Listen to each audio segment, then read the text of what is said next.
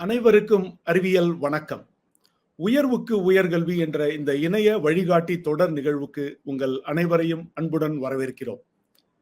Archaeology courses and opportunities, தொல்லியல் படிப்புகள் மற்றும் வேலை வாய்ப்புகள் என்ற தலைப்பில் இன்றைக்கு கலந்துரையாட இருக்கிறோம். உங்க அம்மாவுடைய சின்ன வயசு படத்தை, சிறு வயது புகைப்படத்தை பார்த்து நீங்கள் பிரமித்திருக்கக்கூடும்.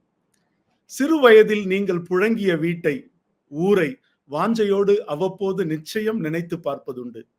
துவக்க பள்ளியில் உடன் படித்த கால் சட்டை சிறுவர்களை, இரட்டை ஜடை சிறுமியரை, கண்ணாடி போட்ட டீச்சரை மறுபடியும் பார்க்க வேண்டும் என்ற ஆசை நமக்கு இயல்பிலேயே உண்டு. கடந்த காலத்தை கட்டி பிடித்து இழுத்து வந்து நிகழ்காலத்தில் நிறுத்தி பார்க்கும் மீள் பார்வை மனிதர்கள் அனைவருக்கும் மிகவும் பிடிக்கும். நம் வாழ்வை போல நம் நாட்டின் கடந்த காலத்தை மீள் பார்வை பார்க்கும் வாய்ப்பும் சுகமானது. புராதன நினைவு சின்னங்கள், அருங்காட்சியகங்கள் ஆகியவற்றில் உறைந்திருக்கும் அக்கால மனிதர்களின் சிரிப்பு சத்தங்களும் அவர்கள் வாழ்ந்த வாழ்க்கையின் குறுக்கு வெட்டு தோற்றங்களும், அடடா, இந்த நீண்ட நெடிய மனித மரபின் நீட்சிதான் நான் என்று நாம் உணரும் போது பெருமிதம் கொள்கிறோம். நானும் சாதனை செய்ய வேண்டும், என்னுடைய அடையாளத்தை விட்டு செல்ல வேண்டும் என்கிற புதிய சாதனைகளுக்கான உத்வேகத்தை அங்கே பெறுகிறோம். வரலாற்றை படிப்போம், வரலாற்றை படைப்போம் என்பது தமிழ் கூறும் நல்லுலகில் வழங்கி வரும் ஒரு முழக்கம். தேசத்தின் கடந்த கால வரலாற்றை, பண்டைய மக்களின் வாழ்வியலை ஆராய்ந்து கண்டறிந்து ஆவணப்படுத்தி பாதுகாத்து காட்சிப்படுத்தும் துறை தொல்லியல் துறை, ஆர்க்கியாலஜி. கடலுக்கடியில் புதையுண்ட புராதன சின்னங்களை ஆராயும் மரைன் ஆர்க்கியாலஜி எனப்படும் கடல்சார் தொல்லியல், கல்வெட்டுகளை ஆராயும் எபிகிராபி, பொதுவெளியில் மிக பிரபலமான எக்ஸ்கவேஷன் எனப்படும் அகழ்வாராய்ச்சி என பல சுவாரஸ்யங்களை உள்ளடக்கியது தொல்லியல் துறை. சங்க காலத்தின் துவக்கம் கிமு 3ஆம் ஆண்டு, 3rd century BC என்று நம்பப்பட்டு வந்தது. ஆனால் அதற்கு 300 ஆண்டுகளுக்கு முன்பே பொதுமக்கள் எழுத்தறிவு பெற்றிருந்தனர் என நிறுவியது கீழடி அகழ்வாராய்ச்சி. இப்படி வரலாற்றின் பக்கங்களில் புதிய வெளிச்சம் வீசும் தொல்லியல் துறையில் எதிர்காலத்தில் தடம் பதிக்க விரும்பும் மாணவ மாணவிகள் என்னென்ன படிக்க வேண்டும், இதில் உள்ள சிறப்பு பாடப்பிரிவுகள் என்னென்ன, பயன்படுத்தப்படும் புதிய தொழில்நுட்பங்கள் என்னென்ன, தேசிய மற்றும் மாநில அளவிலான கல்வி நிறுவனங்கள் என்னென்ன, படித்து முடித்தவுடன் எங்கெங்கெல்லாம் வேலை வாய்ப்புகள் இருக்கின்றன என பல தகவல்களை இன்று நாம் கலந்துரையாட இருக்கிறோம். நிகழ்வின் இறுதி பகுதியில் கேள்வி பதில் பகுதி உண்டு. பார்வையாளர்கள் உங்களுக்கு ஏற்படுகிற சந்தேகங்களை, கேள்விகளை அவ்வப்போதே நீங்கள் பதிவிட்டு விடலாம். தமிழிலேயோ அல்லது ஆங்கிலத்திலேயோ நீங்கள் பதிவிடலாம். உங்கள் பதிவுகளை பார்த்து பதிவுகளுக்கான பதில்களை நிகழ்ச்சியின் இறுதியில் நாம் வழங்குவோம். நிகழ்வில் பங்கேற்க முதலில் பதிவு செய்த 10 பார்வையாளர்களுக்கான புத்தக பரிசுகள் காத்திருக்கின்றன. பரிசுக்குரியவர்களின் பெயர்கள் நிகழ்வின் இறுதியில் அறிவிக்கப்படும். துறை சார்ந்த 2 ஆளுமைகள் இன்று நிகழ்வில் பங்கேற்கிறார்கள். முதல் அமர்வில் தஞ்சை தமிழ் பல்கலைக்கழகத்தின் department of maritime history and marine archaeology, கடல்சார் வரலாறு மற்றும் கடல்சார் தொல்லியல் துறையின் இணை பேராசிரியர் முனைவர் வி செல்வகுமார் அவர்கள் நம்மோடு இணைகிறார். தொல்லியல், வரலாறு, கடல்சார் வரலாறு ஆகிய துறைகளில் ஆராய்ச்சி மற்றும் ஆசிரியர் பணியில் கடந்த 23 ஆண்டுகளாக தொடர்ந்து இயங்கி வருகிறார். ஆராய்ச்சி மற்றும் கருத்தரங்குகளில் பங்கேற்க 20 முறை வெளிநாட்டு பயணங்களை மேற்கொண்டிருக்கிறார் என்பது குறிப்பிடத்தக்கது. வணக்கம் டாக்டர் செல்வகுமார்.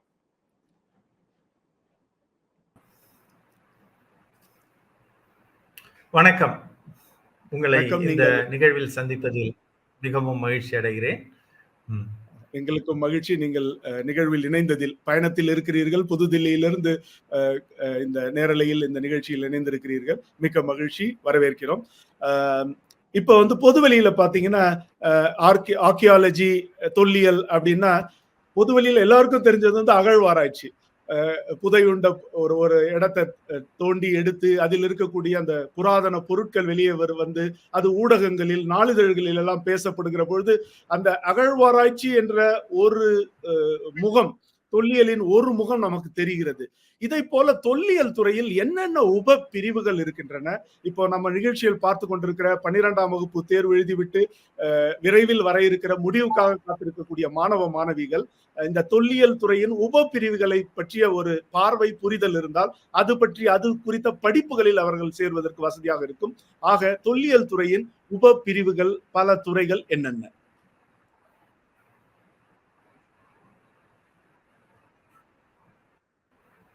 தொல்லியல் என்பது வரலாற்றோடு தொடர்புடைய ஒரு பாடப்பிரிவு. அதாவது வரலாற்றின் ஒரு பகுதி தான் தொல்லியல். தொல்லியலுக்கு உள்ளேயே நிறைய பிரிவுகள் உண்டு. அதாவது தொல்லியலை தற்பொழுது நாம் அதனுடைய வரையறையில் பார்க்கலாம். தொல்லியல் என்பது பழங்கால மக்களின் வாழ்க்கை முறையை அவர்கள் விட்டு சென்ற பொருட்களின் அடிப்படையில் மீளுருவாக்கும் ஒரு இயல். அதாவது நாம் இந்த உலகத்தில் பல பொருட்களை உருவாக்குகிறோம். மனிதர்கள் முதலில் உருவாக்கியது இந்த பொருட்கள் தான். இந்த பொருள் என்பதுதான் பணம் என்பதும் பொருள் என்பதும் ஒன்றுதான். ஒரு மொபைல் போன் என்றால் அது பொருள், அதே நேரத்தில் அதற்கு ஒரு மதிப்பு உண்டு. அதனால்தான் நாம் பொருளாதாரம் என்று சொல்கின்றோம். மனிதர்கள் உருவாக்கிய அந்த பொருட்களை வைத்துக் கொண்டு அவர்களுடைய வாழ்க்கையை மீளுருவாக்கம் செய்வதுதான் தொல்லியல்.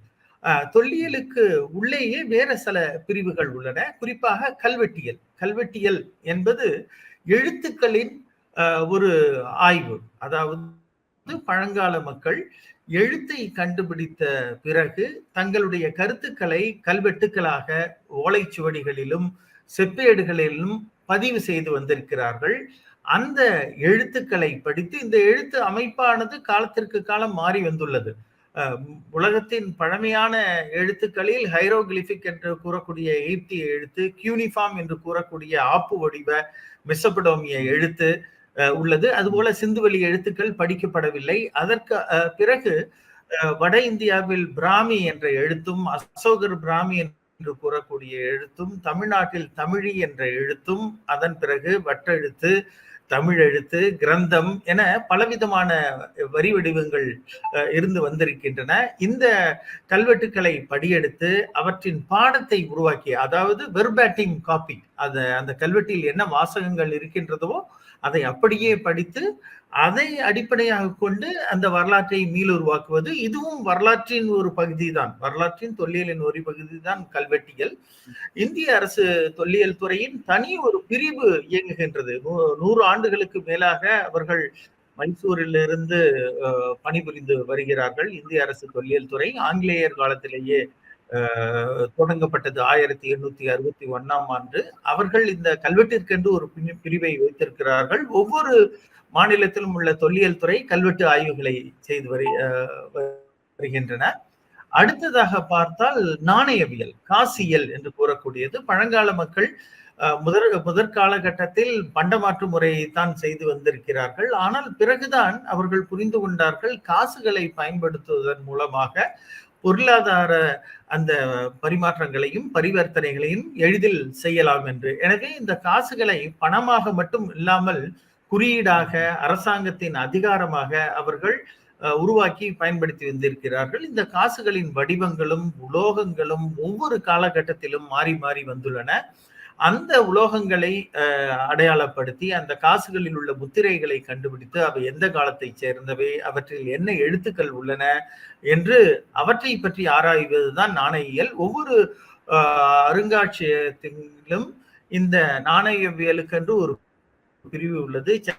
சென்னை அருங்காட்சியகத்துக்கு சென்றால் இந்த காசுகளை நீங்கள் பார்க்கலாம். இந்த காசுகளை படிப்பதை பற்றியும் நாம் தொல்லியலில் நாம் கற்றுத் தருகின்றோம். எனவே நாணயவியல், கல்வெட்டியல், அடுத்ததாக மரபு மேலாண்மை. தொல்லியலில் பல நூறு பிரிவுகள் உள்ளன. அதாவது under water archaeology, salvage archaeology என சிறு சிறு பிரிவுகள் உள்ளன. இந்த மரபு மேலாண்மை என்று கூறக்கூடிய ஹெரிட்டேஜ் மேனேஜ்மெண்ட் என்பது தற்பொழுது வளர்ந்து வரும் ஒரு துறையாகும். இந்த துறையில் பழக்க வகையில் சமகால சமூகத்தில் சுற்றுலாவையும் சமகால சமூகத்தின் வளர்ச்சியையும் ஊக்குவிக்கும் வகையிலும் நாம் பயன்படுத்தலாம். இந்த பழமை சின்னங்களை ஒரு சமூகத்தின் சுமை என்று கருதாமல் எவ்வாறு அவை ஒரு சமூகத்திற்கு பொருளாதார வளர்ச்சியை அளிக்கக்கூடும், அவற்றை நிர்வகிப்பது எவ்வாறு, இது தொடர்பான புரிதலை மக்களிடையே ஏற்படுத்துவது எவ்வாறு, ஹெரிட்டேஜ் எஜுகேஷன் எவ்வாறு பழங்கால சின்னங்களை நாம் பாதுகாப்பதன் மூலமாக நம் சமூகத்திற்கு நிறைய சுற்றுலா வழியாக வருமானம் வரும். அடுத்ததாக நாம் கீழடியை எடுத்துக்கொண்டால் அமர்நாத் ராமகிருஷ்ணா அதை அகழாய்வு செய்தவரும் இங்கு இருக்கிறார். அந்த அருங்காட்சியகம் உருவாவதனால் தற்பொழுது ஆயிரக்கணக்கான குழந்தைகளும் பொதுமக்களும் தமிழ்நாட்டுக்கு வெளியே உள்ளவர்களும்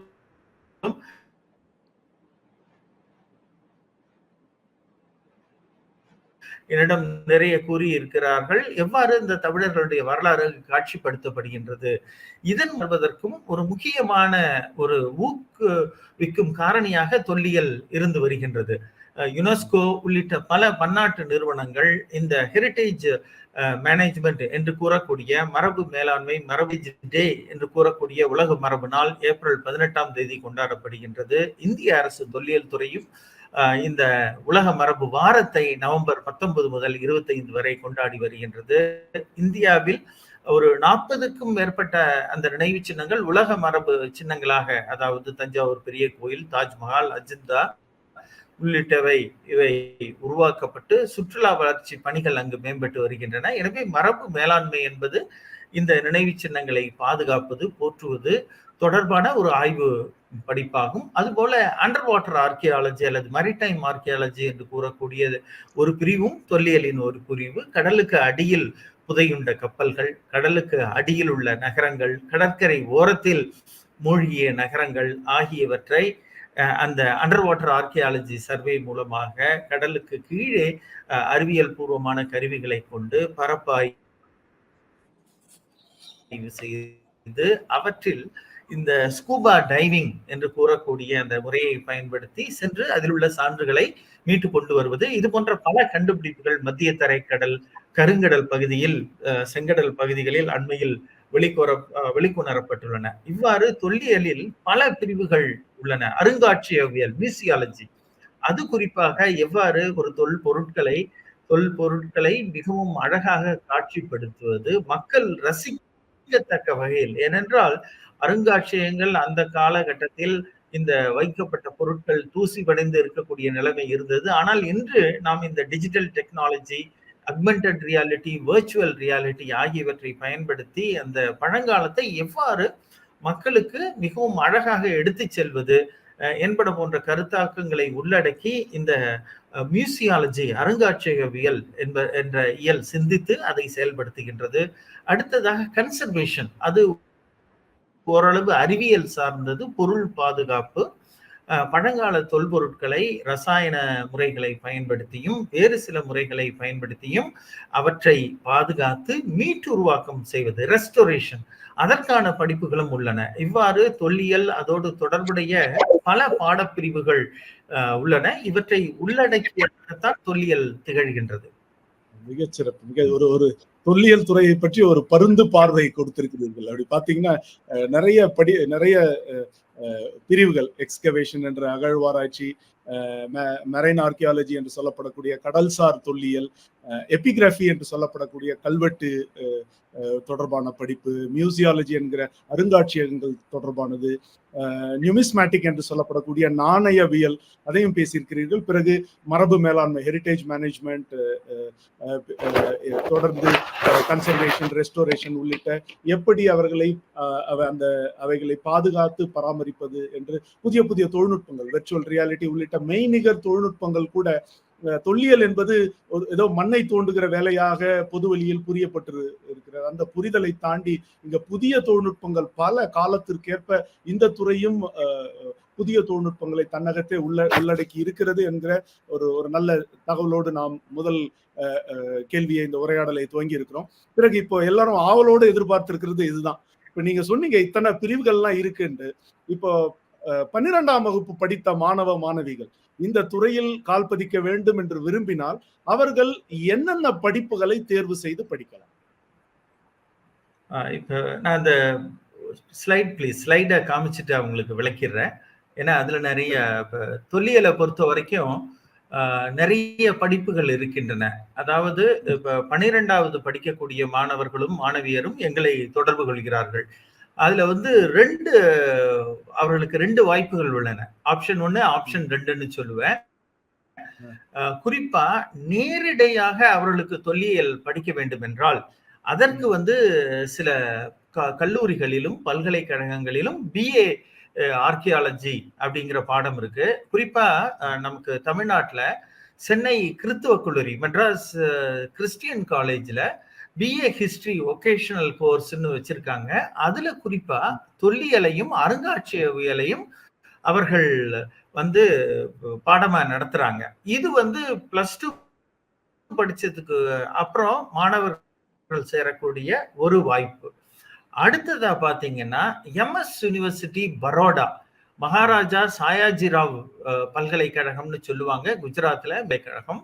அந்த இடத்துல BA ஆர்ட்ஸ் ஹானர்ஸ் அப்படிங்கிற ஒரு படிப்பை அவர்கள் அளிக்கிறார்கள். அதுல பாத்தீங்கன்னா ஆர்கியாலஜி, ஏன்ஷியன்ட் ஹிஸ்டரியும் அவங்க சொல்லி கொடுக்குறாங்க. அதே மாதிரி பனாரஸ் ஹிந்து யூனிவர்சிட்டி, வாரணாசியில இருக்கக்கூடிய பல்கலைக்கழகத்துல Indian history, ancient Indian history, culture, archaeology இத நடத்துறாங்க. இது மாதிரி வேறு சில கல்லூரிகளிலும் நீங்க நேரடியா இந்த +2 முடிச்சதுக்கு அப்புறம் இந்த படிப்புகளில் சேரலாம். இதைத்தான் நான் வந்து ஆப்ஷன் 1 வாய்ப்பு 2ன்னு சொல்றேன். வாய்ப்பு 1ன்னு சொல்றேன். 2வது பாத்தீங்கன்னா வரலாறு படிக்கலாம். அதாவது சில நேரத்துல தொல்லியல்னு சொல்லும் போது என்ன பாத்தீங்கன்னா, தொல்லியல்ன்றது ஒரு சிறிய பாடப்பிரிவு. ஏன்னா வரலாற்றுக்குள்ள வரக்கூடிய ஒரு சிறிய பாடப்பிரிவு. ஆனா வரலாறுன்னு பார்க்கும்போது நம்ம வந்து உலக வரலாறு, ஐரோப்பிய வரலாறு, அமெரிக்க வரலாறு, இந்திய வரலாறு, தமிழக வரலாறு எல்லாத்தையும் படிப்போம். அதனால இப்ப வந்து +2 முடிச்சுட்டு நீங்க வந்து விரும்பினால் தொல்லியல், பண்பாடு அந்த படிப்புகளை படிக்கலாம். அப்படி இல்லைன்னா நீங்க என்ன பண்ணலாம் அப்படின்னா BA ஹிஸ்டரி, அது வந்து தமிழகத்திலயும் சரி, இந்தியாவிலும் சரி, அனைத்து கல்லூரிகளிலும் இருக்கு. அப்ப BA ஹிஸ்டரிய படிச்சுட்டு முதுகலையில PGல வந்து நீங்க தொல்லியலுக்கு குறிப்பா வரலாம். இந்த BA ஹிஸ்டரி மட்டும் இல்லாமல் BA தமிழ் படிச்சவங்களும் அவங்க என்ன பண்ணலாம், PGல இந்த தொல்லியல் இந்த படிப்புகளை சேரலாம். அது மாதிரி BA இந்தியன் கல்ச்சர்னு ஒரு படிப்பு இருக்கு. நான் வந்து அந்த இந்தியன் கல்ச்சர் படிப்பு தான் படிச்சேன். இது மாதிரி BAல நீங்க எந்த சப்ஜெக்ட் படிச்சாலும் அதற்கு பிறகு நீங்க வந்து PGல வந்து சேரலாம். அப்ப வந்து தொல்லியல் சேரணும்னா +2 முடிச்சுட்டு ஒண்ணு நேரடியாவே சேரலாம். அப்படி இல்லைன்னா நீங்க வந்து வரலாறு மற்றும் பிற பாடல்கள், ஏன்னா தமிழ் பாடமும் வந்து தமிழை படிக்கும்போது தமிழ் இலக்கியங்கள் இதெல்லாம் நீங்க படிப்பீங்க.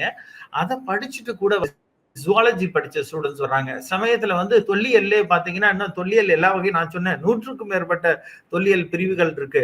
விலங்கு தொல்லியல்னு இருக்கு, ஜூவா ஆர்கியாலஜி, ஆர்கியோ பாட்டனி, தாவர தொல்லியல்னு இருக்கு.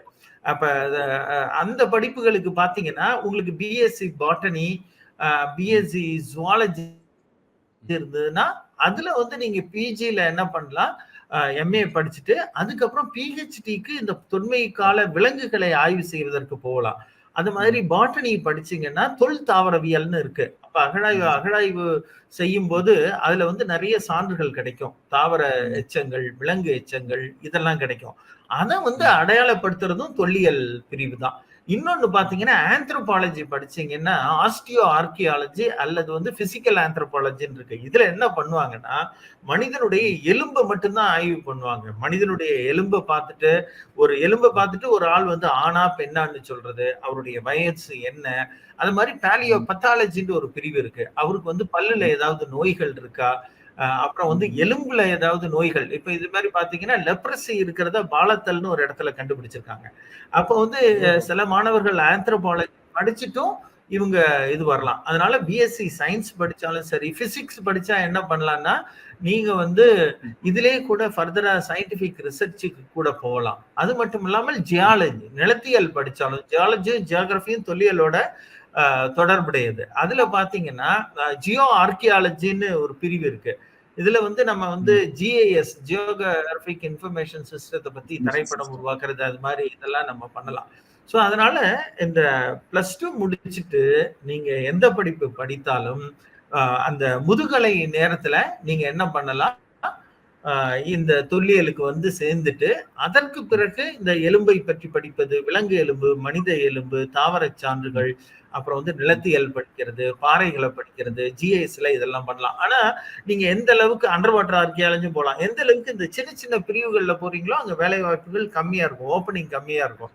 அதனால இப்ப பாத்தீங்கன்னா ஹிஸ்டரிக்கு அதிகமா இருக்கும், அதுல இருந்து ஆர்கியாலஜி குறையும். அந்த குறைஞ்சு குறைஞ்சு போற இது இருக்கும். ரொம்ப ஸ்பெஷலைஸ் பண்ணா வாய்ப்புகள் நிறைய இருக்காது. இந்தியாவிலே பாத்தீங்கன்னா ஆர்கியோசுவாலஜிஸ்ட் ஒரு 4-5 பேர் தான் இருப்பாங்க. ஆனா அவங்களுடைய demand all over the world.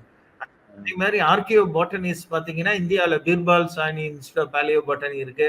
அதே மாதிரி அவங்க இதா அவங்களுக்கும் நிறைய டிமாண்ட் இருக்கும். உலகெங்கும் கருத்தரங்குக்கு போவாங்க. அதெல்லாம் ஆய்வுகள் ஈடுபடக்கூடிய படிப்புகள். அப்ப யாராருக்கு ரிசர்ச்ல இன்ட்ரெஸ்ட் இருக்கோ அவங்க தான் அதுல போகலாம். அதனால தொல்லியல்ன்றது ஒரு மல்டி இன்டர்டிசிப்ளினரி ஸ்டடீஸ்ன்னு சொல்லுவாங்க. அறிவியல் பாடத்துக்கும் அங்க அதிக தேவைகள் இருக்கு.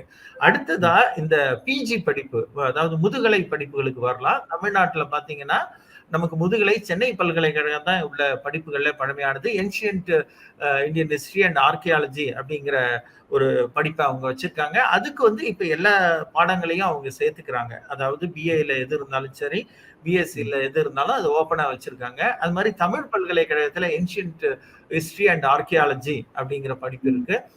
அது மாதிரி அண்மையில மனோன்மணியம் சுந்தரனார் பல்கலைக்கழகத்துல எம்ஏ ஆர்கியாலஜி அப்படிங்கிற ஒரு படிப்பை வந்து அவர்கள் அறிமுகப்படுது. அது வந்து பியூரா எம்ஏ ஆர்கியாலஜி.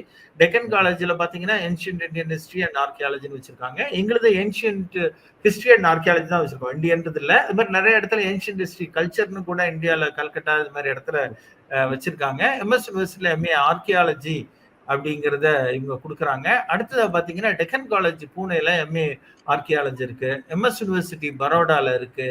மைசூர் பல்கலைக்கழகத்துல இருக்கு. அது மாதிரி பனாரஸ் ஹிந்து யூனிவர்சிட்டி வாரணாசியில இருக்கு. எம்ஏ கல்கட்டா யூனிவர்சிட்டியில இருக்கு. அது மாதிரி பரக்கத்துல்லா யூனிவர்சிட்டி போபால்ல இருக்கு. அடுத்ததுதான் Nalanda university.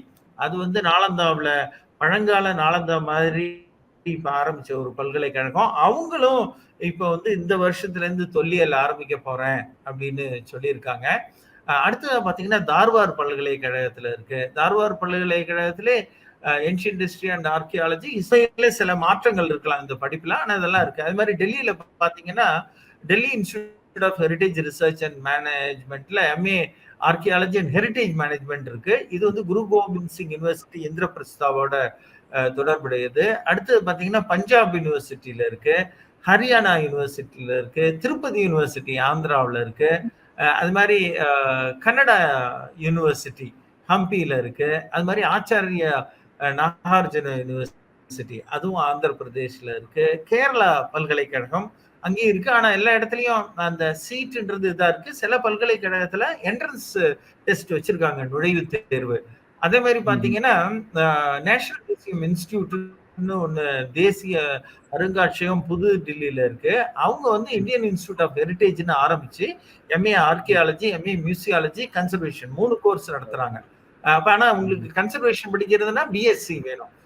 MA archaeology, MA museology வந்து அங்க மட்டும்தான் இருக்கு. இந்தியாவிலே எம்ஏ மியூசியாலஜி இருக்கிறது அங்கதான் இருக்கு. ஆனா இந்த எம்ஏ மியூசியாலஜி படிக்கிறவங்களும் எம்ஏ ஹெரிடேஜ் மேனேஜ்மெண்ட் படிக்கிறவங்களும் தனியாவே கன்சல்டன்ட் வேலையை எடுக்கலாம். இப்ப இந்த ஹெரிடேஜ் மேனேஜ்மெண்ட்ல பாத்தீங்கன்னா ஹிஸ்டரி ஆர்கியாலஜி முடிச்சவங்க வர்றாங்க. அடுத்ததா இந்த ஆர்கிடெக்சர் படிச்சவங்களும் இந்த ஃபீல்ட்ல வர்றாங்க. ஏன்னா ஹெரிடேஜ் மேனேஜ்மெண்ட் அப்படின்னு பண்ணும்போது அது பாத்தீங்கன்னா நிறைய கன்சர்வேஷன், கன்ஸ்ட்ரக்ஷன், ஏன்னா இந்த கன்சர்வேஷன்ன்றதே ஆர்கிடெக்சர் ரிலேட்டட் தான். ஏன்னா உங்களுக்கு ஆர்கிடெக்சர் ஸ்கில்ஸ் வேணும். அதே மாதிரியான ஒரு கோர்ஸை எம்ஏ ஹெரிடேஜ் மேனேஜ்மெண்ட்னு அகமதாபாத் பல்கலைக்கழகத்துல வச்சிருக்காங்க. அதுக்கப்புறம் பாத்தீங்கன்னா நிறைய வந்து பிஜி டிப்ளமா இது வந்து நிறைய இடத்துல இருக்கு.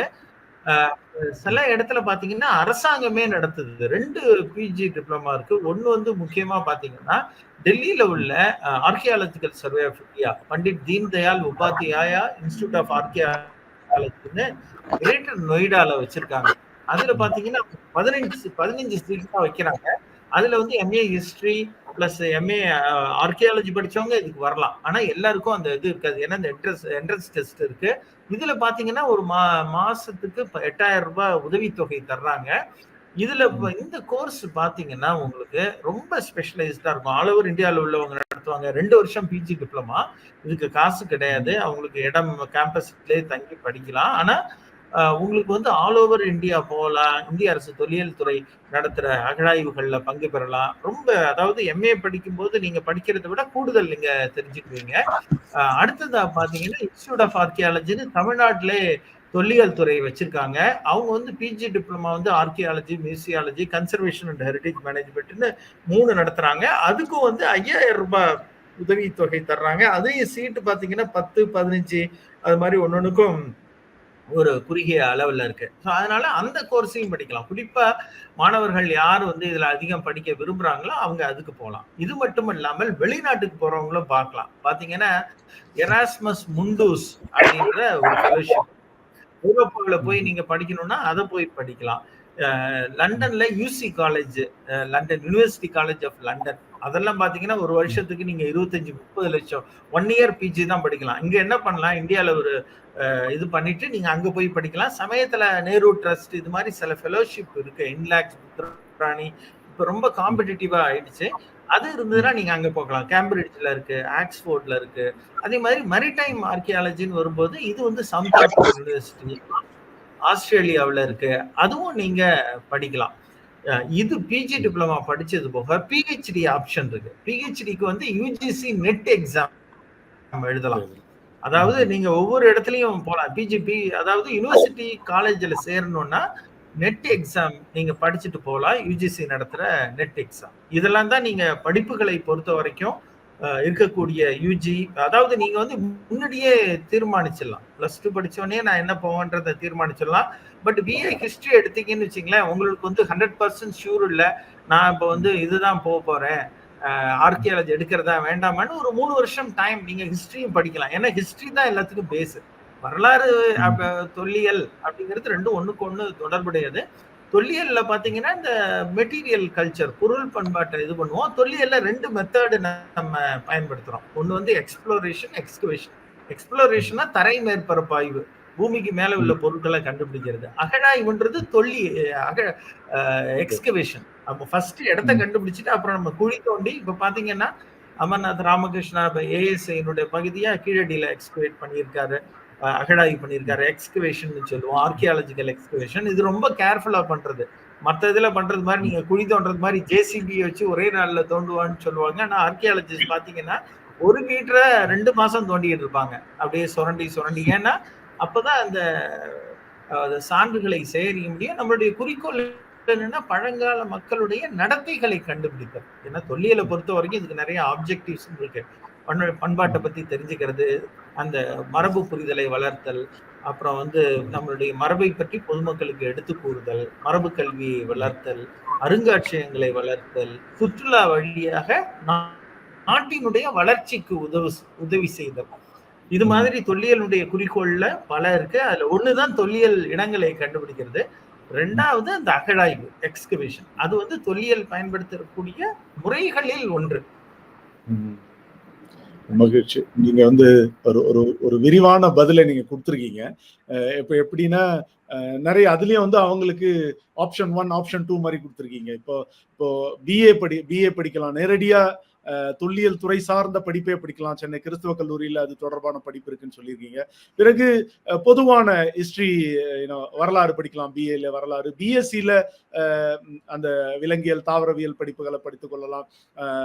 ஆர்கிடெக்சர் படிப்பு கூட இதுல வந்து ஒரு வாய்ப்பு இருக்குன்னு நீங்க சொல்லியிருக்கீங்க. ஆர்கிடெக்சர் படிச்சவங்க பின்னாடி அந்த கன்சர்வேஷன்லயே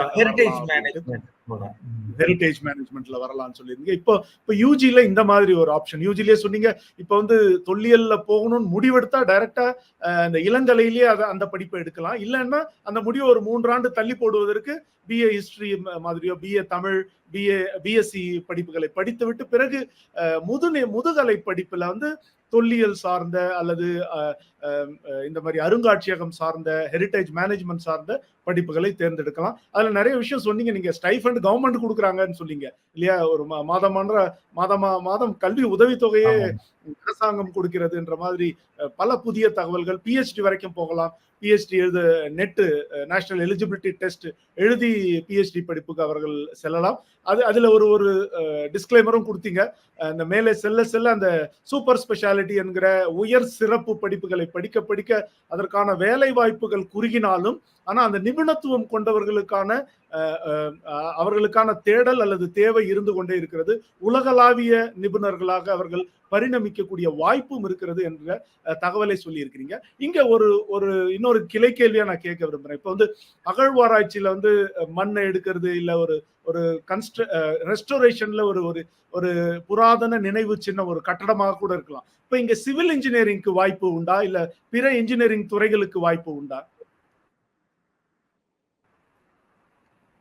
நிச்சயமா இருக்கு. இப்போ வந்து என்ன பண்றாங்கன்னா, தமிழ்நாடு அரசு தொல்லியல் துறையும் சில பேர் வந்து சிவில் இன்ஜினியரிங் இந்த படிப்புகளை எடுத்துக்கொண்டிருக்கிறார்கள். ஆனா சில வேலைக்கு என்ன சொல்றாங்கன்னா, அவங்க தமிழ் வந்து வேலைக்கு போகும்போது நான் கேள்விப்பட்டது, சில அந்த அரசனுடைய BSc rules, public service commission வெவ்வேறு இடத்துல இருக்கு. அதனுடைய ரூல்ஸையும் பார்த்துக்கணும். சில பேர் என்ன சொல்றாங்கன்னா, அந்த உள்நாட்டு அந்த லோக்கல் லாங்குவேஜ் படிச்சிருக்கணும்னு. அப்ப நீங்க பிஏ படிக்கும்போது ஃபர்ஸ்ட் அண்ட் செகண்ட் லாங்குவேஜ் நார்மலா பிஏலயோ பிஎஸ்சிலயோ இங்கிலீஷ், தமிழ் இங்கிலீஷ் படிப்போம். அதுல இந்த கவர்மெண்ட் வேலைக்குன்னு போனா இன்ஜினியரிங்ல அது மாதிரி இது பண்ணும். சில இடத்துல தொல்லியல் துறையே நேரடியா பொறியாளர்களை அவர்கள் எடுக்கிறாங்க.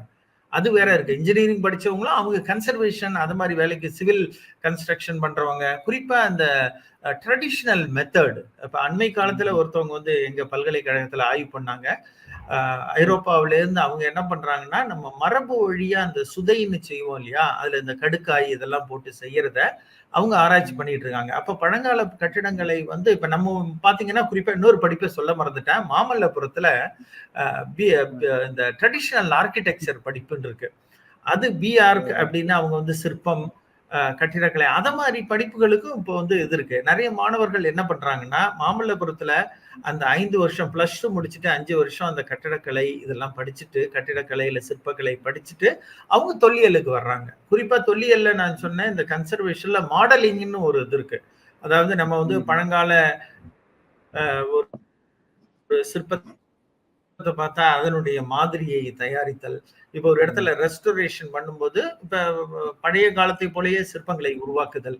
அதுக்கு வந்து இந்த இன்ஜினியரிங் படிக்கிறவங்களும் சரி, ட்ரெடிஷனல் ஆர்கிடெக்சர் மாமல்லபுரம், திருப்பதியில கூட இந்த படிப்பு இருக்குன்னு நினைக்கிறேன். அவங்களையும் வந்து இந்திய அரசு தொல்லியல் துறை நேரடியாவே இது பண்றாங்க. தமிழ்நாடு அரசு தொல்லியல் துறையும் பொறியாளர்கள் இருக்காங்க. ஆனா அதை படிக்கிறவங்களும் இப்ப படிக்கலாம். இப்ப சில பேர் என்ன இப்ப அண்மை காலமா என்ன ஆயிடுச்சுன்னா, தொல்லியலை பொறுத்த வரைக்கும் விருப்பப்பட்டு நிறைய பேர் வர்றாங்க. ஏன்னா வந்து இன்ஜினியரிங்கோ சயின்ஸையோ ஸ்டூடெண்ட்ஸுக்கு வந்து ரொம்ப கஷ்டமா இருக்கு. அவங்க என்ன சொல்றாங்கன்னா, நாங்க சொல்லும்போது இதுல உள்ள வேலை வாய்ப்புகளை பத்தி அவங்களுக்கு எவ்வளவு இருக்கு என்ன இதுன்னு சொன்னாலும், இல்ல சார் இதை நான் வந்து சின்ன வயசுல இருந்து படிக்கணும்னு இதுதான் எனக்கு ஆசை. அப்ப வந்து அவங்களுக்கு உள்ளார்ந்த ஒரு ஆர்வம் இருக்கிறது. ஏன்னா இது வந்து மனிதர்களை பற்றி தெரிந்துருது. ஆர்கியாலஜி இஸ் ஃபன்னு சொல்லுவாங்க. அமெரிக்கன்ஸ்ல இருந்து யூரோப்பியன்ல இருந்து ஆர்கியாலஜி இஸ் ஃபன். நீங்க வந்து இந்தியானா ஜோன்ஸ் அந்த படத்தெல்லாம் பாத்தீங்கன்னா தெரியும். அது மாதிரி இந்த திரைப்படங்கள் இதை பார்த்து விட்டு ஆர்கியாலஜி வந்து ஃபன்னு பண்றவங்க நிறைய பேர் இருக்காங்க. இப்பயும் கூட பாத்தீங்கன்னா, ரெண்டாவது என்னன்னா இதுல வந்து மற்ற துறை படிச்சவங்களும் தொல்லியல் ஈடுபடலாம். எப்படி பண்றாங்கன்னா நிறைய கண்டுபிடிப்புகள், ஏன்னா ஆர்கியாலஜிக்கல் ஃபீல்டு ஒர்க்குக்கு உங்களுக்கு நீங்க ஒவ்வொரு அது மாதிரி வர்றவங்களும் நிறைய பேர் இருக்காங்க. அதனால நிச்சயமா பொறியியல் படிச்சவங்களும் இதுல வரலாம். ஆனா ரொம்ப கம்மியா தான் இருக்கும். ஆனா வேலை வாய்ப்புகள் அப்படின்னு சொல்லும் பொழுது அதுலயும் நிறைய ஒரு இது இருக்கு. அதிகமான வேலை வாய்ப்புகள் இப்ப ஹிஸ்டரியில அதிகமா இருக்கு, ஆர்கியாலஜில குறையுது. இப்ப மரீன் ஆர்கியாலஜில இன்னும் குறையும். ஆர்கியோசுவாலஜினா அது மாதிரி படிப்படியா குறைஞ்சிக்கிட்டு போற சூப்பர் ஸ்பெஷலைசேஷனுக்கு குறைஞ்சிட்டு போறது இருக்கு. ஆனா பொறியியல் படிக்கிறவர்களும் வர்றாங்க இதுல ஆர்வத்துல. மகிழ்ச்சி. அப்புறம் நீங்க துவக்கத்திலேயே சொன்னீங்க இந்த மாதிரி வெர்ச்சுவல் ரியாலிட்டி, இந்த மெய்நிகர் தொழில்நுட்பம் மூலமாக ஒரு வெர்ச்சுவல் ரியாலிட்டி மியூசியம், மெய்நிகர் அருங்காட்சியகமா இருக்கலாம், இல்ல புராதன நினைவு சின்னங்கள் அப்படியே வீட்டுல உட்காந்துட்டு அந்த விஆர் கிளாஸ் போட்டு அந்த நினைவு சின்னங்களோட அந்த ஒரு இம்மர்சிவ் எக்ஸ்பீரியன்ஸ் ஒரு ஊடாடுகிற அனுபவம் கூட பார்வையாளனுக்கு ஏற்படும். ஆக இப்போ வெர்ச்சுவல் ரியாலிட்டி படித்த இளைஞர்களும் யுவதிகளும் கூட இந்த தொல்லியல் துறையில் களமாடுவதற்கான வாய்ப்புகள் இப்போது கணிந்திருக்கின்றன இல்லையா? ஆமாமா, நிச்சயமா. குறிப்பா என்னன்னா டிஜிட்டல் ஆர்கியாலஜின்னு இருக்கு. அதுவும் வந்து அருங்காட்சியகத்தோட இப்ப டிஜிட்டல் ஆர்கியாலஜி இப்ப குறிப்பா பாத்தீங்கன்னா கோவிட் வந்ததுக்கு அப்புறம் நிறைய நேரத்துல அருங்காட்சியகங்கள்ல என்ன பண்ணாங்கன்னா, நீங்க பீப்புளுக்காக இது மாதிரி டிஜிட்டல் காட்சிகளை உருவாக்கணும் அப்படிங்கும்போது நிறைய நிறைய அருங்காட்சியகங்கள் என்ன பண்ணாங்க டிஜிட்டல் இமேஜஸ் கிரியேட் பண்றாங்க. இன்னைக்கு பாத்தீங்கன்னா இந்த தமிழ் வர்ச்சுவல் அகாடமி என்ன பண்ணிக்கிட்டு இருக்காங்கன்னா, இந்த சிலப்பதிகாரத்தையும் அது மாதிரி ராஜேந்திர சோழன் தென்கிழக்காசியாவுக்கு படையெடுப்பு போனதையும் ஒரு ஒரு காட்சியா கிரியேட் பண்றதுக்கு முயற்சி பண்றாங்க. அதனால வந்து இந்த டிஜிட்டல் ஆர்கியாலஜி அப்படின்றதுல அதுவும் பெரிய ஒரு பிரிவு. அது மாதிரி ஆர்டிபிஷியல் இன்டெலிஜென்ஸ் கூட பயன்படுத்துற அளவுக்கு வர்றாங்க. ஏன்னா ஆர்கியாலஜில டேட்டா அனாலிசிஸ்க்கு பயன்படுத்துறாங்க. இந்த டிஜிட்டல் ஆர்கியாலஜியை பயன்படுத்தி எப்படி ஒரு கான்செப்டை மக்களுக்கு சொல்றது. ஏன்னா ஆர்கியாலஜில பாத்தீங்கன்னா ஒரு பொருள் எல்லாம் சின்னதா இருக்கும். இப்ப 2 நாளைக்கு கூட வந்திருக்கு. அதாவது இந்த நியண்டர்தால் ஃபேஸை வந்து ரீகன்ஸ்ட்ரக்ட் பண்ணியிருக்காங்க. நீங்க மனிதர்களுக்கு இப்ப எக்ஸிபிஷனுக்கு வர்றவங்களுக்கு நியண்டர்தால் ஃபேஸை காமிச்சீங்கன்னா அதுல ஸ்கெலிட்டன் மட்டும் பாத்தீங்கன்னா கண்ணெல்லாம் நம்ம மண்டை ஓடுனாலே பொதுவாவே மக்கள் பயப்படுவாங்க. ஆனா இவங்க வந்து அந்த டிஜிட்டல் ரீக்ரியேஷன்ல அது நியண்டர்தால் தோற்றம் எப்படி இருக்கு அப்படிங்கறத ஒரு 2-3 நாளைக்கு முன்னாடி ஒரு அறிவியல் சயின்ஸ் பேப்பர்ல அது கட்டுரையா வந்திருக்கு. அதே மாதிரி அந்த பழங்கால மனிதர்களுடைய முகங்களை ரீகன்ஸ்ட்ரக்ட், இப்ப நம்ம ஃபேஸ்புக்னு நிறைய பயன்படுத்துறோம். அவங்க முகத்தை பார்க்கும்போதுதான் மனிதனுக்கு முக்கியமானது முகம். அப்போ வந்து ப்ரீஹிஸ்டாரிக் நியாண்டர்தால்னு சொல்றோம், அஸ்ட்ரோபித்திகஸ் அவங்க எப்படி தோற்றம் அளிச்சிருக்காங்க அப்படிங்கிறத நம்ம வந்து அந்த ஸ்கெலிட்டன் அந்த மண்டை ஓட்டை வச்சுக்கிட்டு டிஜிட்டல் டெக்னாலஜியை பயன்படுத்தி கொண்டு வர்றதும் தொல்லியல்ல ஒரு இதா இருக்கு. இதனால இப்ப இதுல ஸ்கில் உள்ளவங்களும் இதுல வரலாம். ஆனா இவங்க எல்லாருமே நேரடியா தொல்லியல் தான் படிக்கணும்னு இல்லை. இப்ப என்ன நம்ம இந்த ஒரு காலகட்டத்துல இப்ப வேலை வாய்ப்புன்றத நம்ம ஒரு வேற மாதிரியா பார்க்க வேண்டிய ஒரு சூழல்ல வந்திருக்கு. அதே நேரத்துல நம்ம வந்து 2-3 ப்ரொஃபஷன் இப்ப வந்து நம்ம வேற ஒரு படிப்பையும் பண்ணிக்கிட்டு இதையும் பண்ணலாமா அப்படிங்கிற ஒரு எதிர்காலத்துல வர்ற சூழ்நிலையும் வரலாம். ஏன்னா நிறைய மாற்றங்கள் வந்துகிட்டே இருக்கு, வேலை வாய்ப்புகள் குறைகின்ற ஒரு சூழ்நிலையில. அதனால நிச்சயமா தொல்லியல் அப்படின்றது ஒரு நாம் விரும்பி படிக்கக்கூடிய ஒரு பாடமா நிச்சயமா இருந்திருக்கு. ஏன்னா நிறைய மாணவர்களை பார்க்கும்போது அவங்க தேர் எக்ஸைட்டட் பை ஆர்கியாலஜி. நான் வந்து ஆர்கியாலஜி பத்தி தெரிஞ்சுக்கணும்னு ஆசைப்படுறேன் அப்படின்னு. ஏன்னா இந்த மனிதர்களுடைய ஒரு 33 லட்சம் ஆண்டு வரலாறு என்பது அவர்களுடைய ஆர்வத்தை தூண்டுவதாக இருக்கு. மிகச்சிறப்பு, மிகச்சிறப்பு. மாணவர்களே அது எக்ஸைட் ஆனாங்க அப்படின்னு சொல்லிங்க. மாணவர்களை தொல்லியல் பரவசப்படுத்துகிறது அப்படின்ட்டு ஒரு நல்ல வாக்கியத்தோடு முடிச்சிருக்கீங்க. அதுல நிறைய இப்ப பாத்தீங்கன்னா ஆர்டிபிஷியல் இன்டெலிஜென்ஸ் வந்து தொல்லியல் துறையில இருக்கு. செயற்கை நுண்ணறிவு. அதுல இப்ப நீங்க சொன்ன மாதிரி ரீகன்ஸ்ட்ரக்ஷன், ஒரு பழங்கால நினைவு, ஒரு கட்டிடத்தோட ஒரு பகுதி மட்டும் நம்ம கிடைச்சா அந்த கட்டிடம் முழுமையா எப்படி இருக்கும்ன்றத ஆர்டிபிஷியல் இன்டெலிஜென்ஸ் மூலமாக நம்மால் உருவகிக்க முடியும். அந்த மாதிரி இளைஞர்களும் யுவதிகளும் தொழில்நுட்ப பட்டதாரிகளும் கூட இந்த துறையில் நுழையலாம். மிகச் சிறப்பான பதிவுகளை செய்தீர்கள். கடைசியாக இப்போ வந்து அந்த எக்ஸ்கவேஷன் பற்றி நீங்க ஒரு காணொலி காட்சி நம்ம வாசகர்களோடு பகிர்ந்து கொள்ள இருக்கிறீங்க. அந்த காணொலி காட்சியில என்னதான் பண்ணுவாங்க அகழ்வாராய்ச்சியில, நீங்க அதை விவரித்து முடித்த பிறகு நாம் இந்த முதல் அமர்வை முடிப்போம். Video please.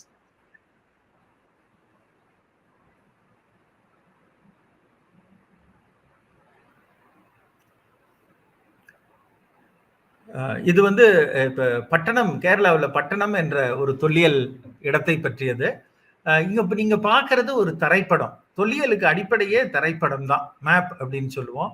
முதல்ல ஒரு இடத்த வந்து ஆய்வு செய்வதற்கு முன்பு அங்கு ஒரு நம்ம கேம்பை உருவாக்கி, அதாவது தற்காலிக முகாமை உருவாக்கி அந்த தரையை சுத்தப்படுத்தி இது மாதிரி அகழாய்வு குழியை அமைப்போம். அந்த குழின்றது கிட்டத்தட்ட ஒரு லேப் மாதிரி. அந்த குழியில அதுக்கான அந்த மேக்னெட்டிக் காம்பஸ் எல்லாம் பயன்படுத்தி அதை வந்து வடக்கு நோக்கிய இது பண்ணுவோம். டோட்டல் ஸ்டேஷன், காம்பஸ், இது மாதிரி குழியெல்லாம் மிக துல்லியமாக 5 மீட்டர் 10 மீட்டர் நீள அகலம் அப்படின்ற அளவுல அமைத்து அந்த ட்ரென்ச்சிங்ன்றது ஒரு அடையாளம். ஏன் இந்த டேட்டா பாயிண்ட்னா, இன்னைக்கு நான் ஒரு இடத்துல தோன்றேன், நான் எங்க தோன்றன்றதை பதிவு பண்ணணும். நாளைக்கு இன்னொரு ஆள் போய் அதே இடத்துல தோன்றா அது வேஸ்ட் ஆயிடும். அதனால அந்த இடத்த வந்து தரைப்படத்தை தயாரித்து அந்த மண்ணெல்லாம் பாத்தீங்கன்னா கொஞ்சம் கொஞ்சமா தோண்டுவாங்க. தோண்டி அந்த மண்ணை எடுத்து சுரண்டுவாங்க. சமயத்துல அந்த மண்ணை எடுத்து சலிச்சு, இது மாதிரி செங்கல், ஒரு கல் வந்துச்சுன்னா உடனே அது பிடுங்கி எடுத்துடக்கூடாது. அந்த கல்லுக்கு கீழே இன்னொரு கட்டிடமே இருக்கலாம். மேல பாத்தீங்கன்னா சின்ன ஒரு துண்டு தான் இருக்கும், கீழே பாத்தீங்கன்னா அது மாதிரி ஒன்னொன்னா அதை இது பண்ணி, இது பேரு ஹாரிஸ் மேட்ரிக்ஸ். இந்த மண்ணடுக்கு ஆய்வுல முக்கியமான விதி என்னன்னா, ஒரு இடத்துல காணப்படுகிற மண்ணடுக்குல கீழே உள்ளது காலத்தால் முற்பட்டது, மேல உள்ளது பிற்பட்டது. இப்ப வீட்டுல நியூஸ் பேப்பர் அடுக்கிறீங்க, மே 1 இருந்து மே 31 கீழே உள்ளதுதான் ஃபர்ஸ்ட். அந்த லாஜிக்கை தான் நம்ம இது பண்றோம். அது மாதிரி எக்ஸ்கவேஷனை ஒரு டாக்குமெண்டட் டெஸ்ட்ரக்ஷன் சொல்லுவாங்க. இட் இஸ் பதிவு செய்யப்பட்ட அழிவு செயல். அதனால அங்க என்னென்ன வருதோ அதுக்கு வீடியோ எடுக்கிறது, அதுக்கு செக்ஷன் டிராயிங், வெட்டு தோட்டத்தை படம் வரைகிறது, அங்க அதனுடைய கிரிக்கெட் கமெண்ட்ரி மாதிரி எழுதணும். மண் இந்த இடத்துல இதா இருந்தது, இன்னைக்கு இந்த 5 இதுல வந்து மண்ணு வந்து சாஃப்டா இருந்தது, அதனால மண்ணை சலிச்சோம், பெரிய சல்லடையை போட்டு சலிச்சோம், மண்ணு கட்டியா இருந்தது, சலிக்க முடியல. இது மாதிரி எலும்புகள்லாம் இருந்ததுன்னா அந்த பிரஷ் இதை வச்சுக்கிட்டு அதுல காற்றை அடித்து அதை இது பண்ணும். டெலிகேட்டா உள்ள பொருட்களை இது பண்ணும். இது மாதிரி மணிகள், அதுக்கான லேபிள் போடுறது, படங்கள் வரைகிறது, அந்த லைன் டிராயிங். இன்னைக்கு டிஜிட்டல் டெக்னாலஜி இருக்கு, அதனால நீங்க டிஜிட்டலா எடுக்கலாம். பட் இருந்தாலும் இந்த லைன் டிராயிங் மாதிரி ஒரு அழகா இது வராது. இது மாதிரி செங்கல் கட்டுமானம் வரும்போது அதை அப்படியே வச்சுட்டு எக்ஸ்போஸ் பண்ணுவோம். ஒரு செங்கல் கட்டடம் வந்து எடுக்கக்கூடாது, மண்ணை மட்டும் எடுத்துட்டு கீழே உள்ள பொருளை இது பண்ணுவோம்.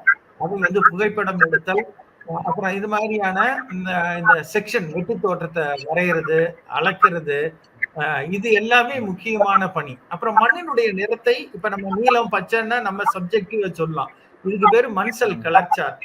இது மாதிரி ஒன்னொன்னையும் நம்ம தொல்லியலை அகழாய்வை பொறுத்த வரைக்கும் பதிவு செய்வோம். முக்கியமாக பதிவு செய்து அது அடிப்படையில ஒரு அறிக்கையை எழுதணும். சோ அப்ப அந்த அறிக்கையை எழுதும் போது அதை வச்சுக்கிட்டு தான் நம்ம வரலாற்று ஆசிரியர்களுக்கு ஒரு சான்ற அதை நாம் பயன்படுத்தலாம். அப்ப வந்து ஒரு அகழாய்வுன்னா சாதாரண இட் இஸ் சயின்டிபிக், ஒரு பாடியை டிசெக்ஷன் பண்றது மாதிரி. எப்படி ஒரு மர்டர் நடந்திருக்கு, ஒரு பாடி போஸ்ட்மார்ட்டத்துக்கு போகுதுன்னா டாக்டர் அருள் ஒரு ரிப்போர்ட் கொடுக்குறாரோ, ஒரு ஆர்கியாலஜிஸ்ட் ஒரு சைட்டை தோன்றலாம், அதை ஃபுல்லா இது பண்ணி டாக்குமெண்ட் பண்ணி போட்டோ எடுத்து வீடியோ எடுத்து எல்லாத்தையும் எடுத்து ஒரு ரிப்போர்ட் சப்மிட் பண்ணுறோம். அது ரொம்ப முக்கியம். அதைத்தான் தொல்லியல் படிக்கிறவங்க செய்யணும். அந்த திறமை அவர்களுக்கு வர வேண்டும். அதுக்காக தான் தொல்லியல் பாடத்துல நம்ம வந்து நிறைய பிராக்டிகல்ஸ், அப்புறம் வந்து பொருட்களை வரைகிறது, பதிவு செய்யறது, எல்லாத்தையும் நாங்க சொல்லிக் கொடுக்கிறோம். மிகச்சிறப்பு. இப்போ பார்வையாளர்கள் வந்து நேரடியா அவர்களே களத்தில் வந்து பணிபுரிந்த மாதிரி ஒரு அனுபவம். அதுல நீங்க அழகா ஒரு வாக்கியம் பயன்படுத்தி இருக்கீங்க. இட்ஸ் அ டாக்குமெண்டட் டிஸ்ட்ரக்ஷன் என்று சொன்னீங்க. இது பதிவு செய்யப்பட்ட அழிப்பு செயல் அப்படின்னு ரொம்ப முத்தாய்ப்பான ஒரு வாக்கியமாக அது இருந்தது. மிக்க நன்றி. மிகச் சிறப்பாக கடந்த 40 நிமிடங்களாக நீங்க தொல்லியல் துறையினுடைய உபப்பிரிவுகள் என்னென்ன, அதில் இருக்கக்கூடிய இளங்கலை, முதுகலை, முனைவர் பட்ட படிப்புகள் என்னென்ன, அந்த பாடங்களை கற்பிக்கிற நிறுவனங்கள், அதற்கான வாய்ப்புகள், பிறகு பொறியியல் மற்றும் புதிய தொழில்நுட்பத்திற்கான ஸ்கோப் என்ன என்று பல தகவல்களை பகிர்ந்து கொண்டிருக்கிறீர்கள். அமர்வு 1 இதோடு நிறைவடைகிறது. நிகழ்ச்சியின் இறுதியில் கேள்வி பதில் பகுதியில் நாம் மறுபடியும் சந்திப்போம். இப்பொழுது அமர்வு 2. இந்த அமர்வில் பிரபல தொல்லியல் அறிஞர், நம் எல்லோருக்கும் பரிச்சயமானவர், நண்பர் அமர்நாத் ராமகிருஷ்ணா அவர்கள் நிகழ்வில் இணைகிறார். இவர் ஆர்கியாலஜிக்கல் சர்வே ஆஃப் இந்தியா என்று சொல்லப்படக்கூடிய இந்திய தொல்லியல் பகுத்தாய்வு நிறுவனத்தினுடைய சூப்பரிண்டெண்டிங் ஆர்கியாலஜிஸ்ட் என்கிற கண்காணிப்பு தொல்லியல் ஆய்வாளராக இருக்கிறார். பிஏ ஹிஸ்டரி அடிப்படையில் படித்து MA, MPhil, institute of archaeology Delhi, அதில் 2 ஆண்டு பட்டய படிப்பு என்று இந்த தொல்லியல் துறையில் மிக அதிகமான பட்டயங்களையும் பெற்றவர். கீழடி ஆய்வுக்காக இவர் மிகவும் பிரபலமானவர் என்பதை நாம் அறிவோம். வைகை நதிக்கரை நாகரிகத்தின் முதன்மை இடமாக கருதப்படும் கீழடி, அந்த இடத்தை கண்டறிந்த குழுவின் தலைவராக இருந்தவர் திரு அமர்நாத் ராமகிருஷ்ணா. இன்று அவர் நம்மோடு நிகழ்வில் இணைகிறார். இவர் பல விருதுகளை பெற்றவர். ஆனந்த விகடன் பத்திரிகை இவருக்கு தமிழக டாப் 10 மனிதர்கள் என்ற விருதை 2018ஆம் ஆண்டு வழங்கியது. தொடர்ந்து புதிய தலைமுறை தொலைக்காட்சி தமிழன் விருதுகள் என்ற விருதை 2019ஆம் ஆண்டு வழங்கியது. கடந்த 20 ஆண்டுகளாக தொல்லியல் துறையில் சேவை செய்து வருகிறார். பொது வெளியில் ஊடகங்களின் மூலமாக தொல்லியல் துறை சார்ந்த விழிப்புணர்வை பொது வெளியில் பதிவு செய்து வருவது அவருடைய குறிப்பிடத்தக்க முயற்சிகளில் ஒன்று. வணக்கம் திரு அமர்நாத் ராமகிருஷ்ணா.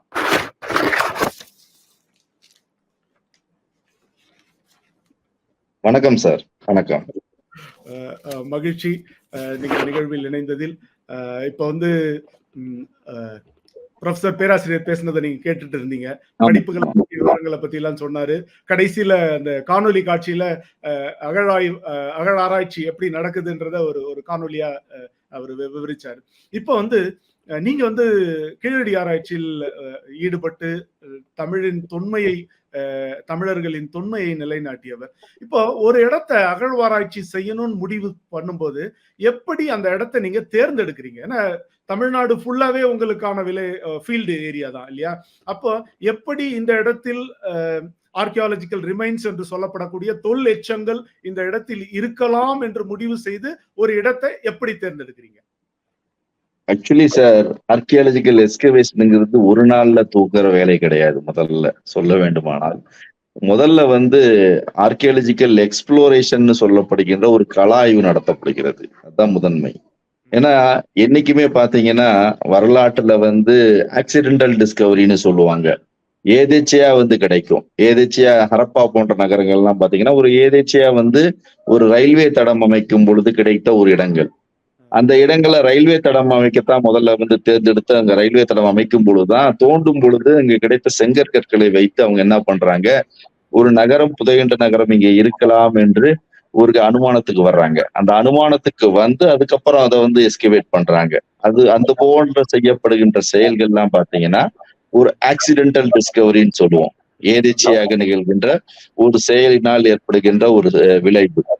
ஆனால் சிஸ்டமேட்டிக் ஆர்கியாலஜிக்கல் டிஸ்கவரிஸ்னு சிலதெல்லாம் இருக்கு. அறிவியல் ரீதியாக நாம் சில இடங்களை கண்டுபிடித்து அந்த இடத்தை நாம் பயன்படுத்தி அந்த இடத்திலிருந்து நாம் அகழாய்வு செய்து அதனுடைய பழமையை வெளிப்படுத்துவது, அது ஒரு சிஸ்டம். அந்த ரெண்டு வேறுபட்ட நிலைகள் நம்முடைய தொல்லியல்ல இருக்கு. ஆனா பெரும்பாலும் பாத்தீங்கன்னா ஆக்சிடென்டல் டிஸ்கவரி இந்த உலகத்துல கண்டுபிடிக்கப்பட்டுள்ளது. அதை மீறி ஆய்வு ரீதியாக கூட நம்ம செஞ்சிருக்கோம். அதன்படி பாத்தீங்கன்னா இன்னைக்கு பார்த்தோம்னா சிந்து சமவெளி நாகரிகத்துல கிட்டத்தட்ட 10,000க்கும் மேற்பட்ட இடங்கள் நம்ம கண்டுபிடிச்சிருக்கோம். அது பாத்தீங்கன்னா ஆய்வு ரீதியா செய்த ஒரு நிகழ்வு. ஏன்னா ஹரப்பாங்கிறது ஒரு ஆக்சிடென்டல் டிஸ்கவரியா இருக்கலாம். ஆனா தொலவீரா, நீங்க சொல்ற மாதிரி லோத்தல், ரங்பூர், காளிபாங்கன் போன்ற இடங்கள்லாம் பார்த்தோம்னா உங்களுக்கு அவைகள்லாம் ஆய்வுக்கு உட்படுத்தி கண்டறியப்பட்ட ஒரு இடங்கள். அந்த வகையில் கண்டறிக்கப்பட்ட இடங்களைத்தான் நம்ம ஆய்வு செஞ்சு பல உண்மைகளை வரலாற்று உண்மைகளை நம்ம தேடி கண்டுபிடிச்சிருக்கோம். அதே போல சிந்து சமவெளி நாகரிகத்தின் பரப்பளவு எவ்வளவு பெருசுங்கிறது நம்ம இதுவரை நம்ம எஸ்டாப்ளிஷ் பண்ணி சொல்லியிருக்கோம். அதன் அடிப்படையில தான் இங்க பாத்தீங்கன்னா நம்ம அறிவியல் ரீதியாக ஒரு ஆய்வுகளை மேற்கொண்டு வருகிறோம். இன்னைக்கு சமீப காலத்துல பார்த்தோம்னா எல்லாமே ஒரு அறிவியல் அடிப்படையில் தான் உங்களுக்கு ஆய்வுகள் மேற்கொள்கிறார்கள். அதுக்குதான் முதன்மையா நம்ம என்ன சொல்லுவோம்னா எக்ஸ்ப்ளோரேஷன் சொல்லுவோம் அந்த பேருக்கே. ஆர்கியாலஜிங்கிறது 3 வகையா பிரிக்கப்படும் சார். கண்டிப்பா முதல்ல பார்த்தோம்னா அது கள ஆய்வு என்று சொல்லப்படுகின்ற எக்ஸ்ப்ளோரேஷன் ஒன்னா இருக்கும். அதுக்கப்புறம் அகழாய்வு என்று சொல்லப்படுகின்ற எஸ்கவேஷன், அதுக்கப்புறம் அதை பத்திய வெளியீடு டாக்குமெண்டேஷன் அண்ட் ரிப்போர்ட்டிங். இந்த 3 தான் முக்கியமான ஸ்டேஜ் தொல்லியல் துறையில. அந்த 3ஐயும் முறையாக செய்யும் பொழுது ஒரு முறையான தகவலும் முறையான இடத்தை கண்டுபிடித்ததற்கான விளக்கமும் நமக்கு கிடைக்கும். நீங்க பாத்தீங்கன்னா கீழடிங்கிற இடம் 2015க்கு முன்னால் எனக்கும் தெரியாது. அது ஒரு கண்டுபிடிக்கப்பட்ட இடம். இதற்கு முன்னால் அந்த இடம் இருந்திருக்கிறது. ஆனால் அதை இருந்தவர்கள் அதை சரியாக பார்க்கவில்லை. ஆனால் நாங்கள் ஒரு கள ஆய்வை மேற்கொண்டோம். கள ஆய்வுங்கிறது பாத்தீங்கன்னா ஜென்ரலி சர்ஃபேஸ்ல இருக்கிற எல்லா கலெக்ஷன்ஸையும் நாங்க எடுப்போம். ஆர்கியாலஜிக்கல் ரிலேட்டட் எல்லாமே. அது எபிகிராஃபின்னு சொல்லப்படுகின்ற இன்ஸ்கிரிப்ஷனா இருக்கலாம், கல்வெட்டுகளா இருக்கலாம், அதே போல சிற்பங்கள் இருக்கலாம், அதே போல புதைப்பிட மேடுகளா இருக்கலாம், அதே போல மக்கள் வாழிட பகுதிகளா இருக்கலாம். இது போன்ற அனைத்து தொல்லியல் எச்சங்களையும் சேகரித்து அந்த எச்சங்கள் எந்தெந்த ஊர்ல கிடைக்கிறது ஒவ்வொரு ஊரா போய் அதை டாக்குமெண்ட் பண்றது. அதான் ஃபர்ஸ்ட் ஆஃப் ஆல் பண்ற முதல் வேலை. அதான் அதுக்கு பேரு பாத்தீங்கன்னா ஒரு சர்வேன்னு கூட சொல்லலாம். நீங்க ஜென்ரலி சர்வேன்னு சொன்னா இந்த ஒரு நதிக்கரை, நான் ஒரு எக்ஸாம்பிள் நீங்க ஒரு காவேரி நதியை எடுத்துக்கிறேன்னு வச்சுங்க. அந்த காவேரி நதியை எடுத்துக்கொண்டால் இந்த காவேரி நதியில சில பேர் என்ன பண்ணுவாங்கன்னா ஒரு மாவட்டத்துல மட்டும் பண்ணலாம்னு முடிவு பண்ணலாம். இல்லைன்னா காவேரி தொடங்குகின்ற இடத்துல இருந்து முடிகின்ற வரை போய் நம்ம ஆய்வு செய்து அந்த இடத்துல கண்டுபிடித்து அந்த இடத்தில் கிடைக்கின்ற அனைத்தையும் ஆவணப்படுத்தலாம்னு முடிவு பண்ணலாம். அந்த வகையில் நாம் எந்த இடத்தை செலக்ட் பண்றோமோ அந்த இடத்த செலக்ட் பண்ணி அந்த ஆற்றங்கரையை பற்றி ஆய்வதற்காகவும் இந்த ஆற்றங்கரையில் நாகரீகங்கள் இருந்திருக்கதா இந்த ஆராய்ச்சி செய்யறதுக்காக நம்ம என்ன பண்ணோம்னா இந்த எக்ஸ்ப்ளோரேஷனுங்கிற ஒரு சிஸ்டத்தை நான் முதல்ல அடாப்ட் பண்ணணும்.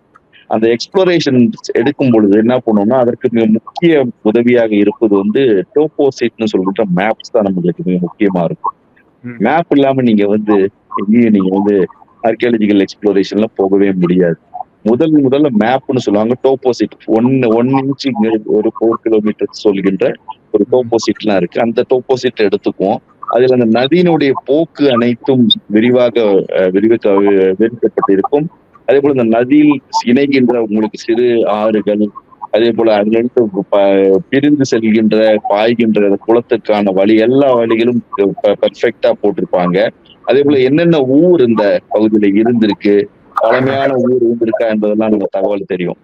அந்த தகவல்களை எடுத்துக்கிட்டு அதை அடிப்படையில நாங்க அந்த ஆய்வினை வந்து எடுத்துட்டு போவோம்.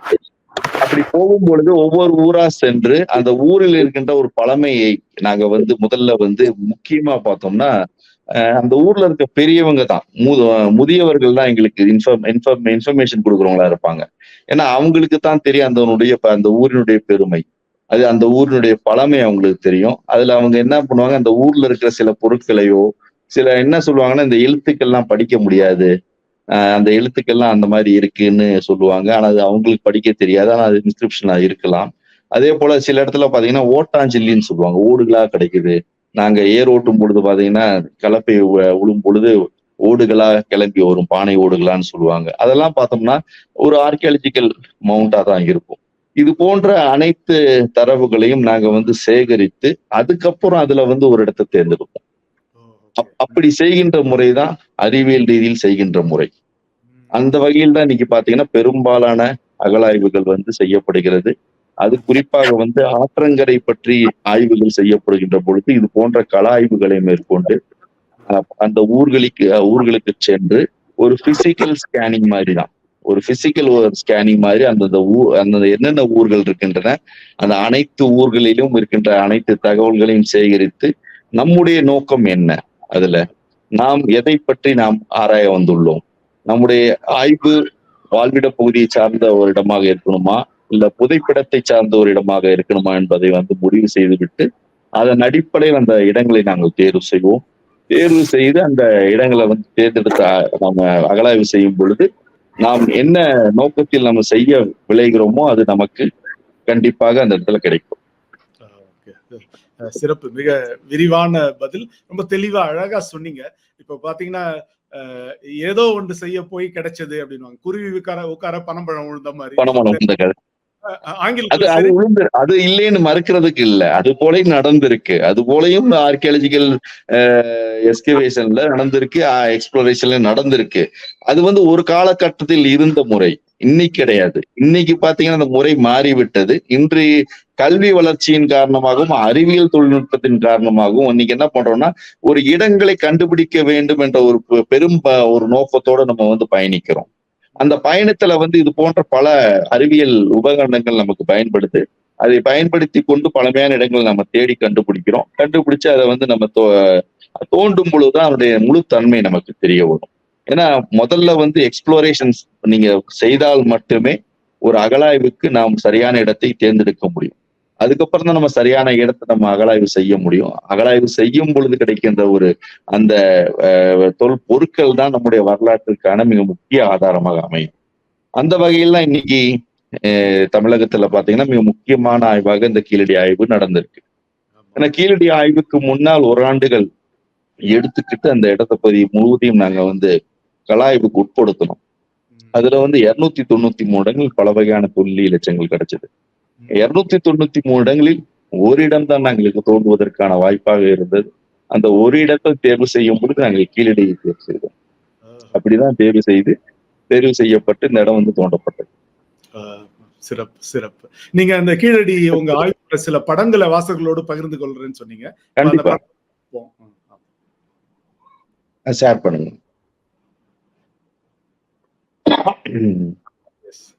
இது பாத்தீங்கன்னா இந்த படம் பாத்தீங்கன்னா இந்த கீழடி ஆய்வு தோண்டுவதற்கு முன்னால் எடுக்கப்பட்ட படம்.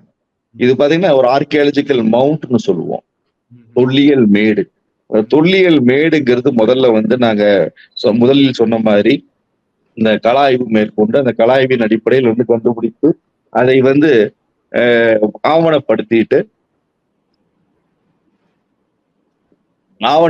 ஒரு இடத்தை வந்து தேர்வு செய்வோம். ஏனென்றால் நான் சொன்ன மாதிரி ஒரு 100க்கு மேற்பட்ட இடங்கள் கிடைக்கும். நாம ஒரு நதிக்கரையை நம்ம ஆய்வு செய்யும் பொழுது 100க்கும் மேற்பட்ட இடங்கள் கிடைக்கும். அதுல ஒரு இடத்தை தான் நம்ம தோண்ட முடியும். 100 இடங்களையும் நம்ம தோண்ட முடியாது. அந்த ஒரு இடத்தை தேர்வு செய்யும் பொழுது அந்த ஒரு இடத்தில் உள்ள முதல் அந்த தொல்லியல் மேட்டினுடைய பரப்பளவு எவ்வளவு இருந்தது,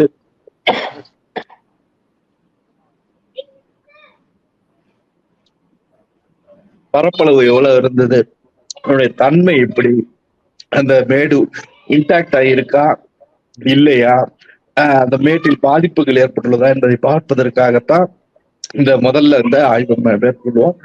அதுக்கு பேரு தான் நாங்க சர்வேன்னு பேரு. இந்த சர்வேங்கிறது வந்து முக்கியமா சொல்லணும்னா மேற்பரப்பு ஆய்வு, அந்த தொல்லியல் மேட்டில் மேற்பரப்பு ஆய்வு செய்து அதை கான்டூரிங்னு சொல்லப்படுகிற ஒரு கான்டூர் போடுவோம்.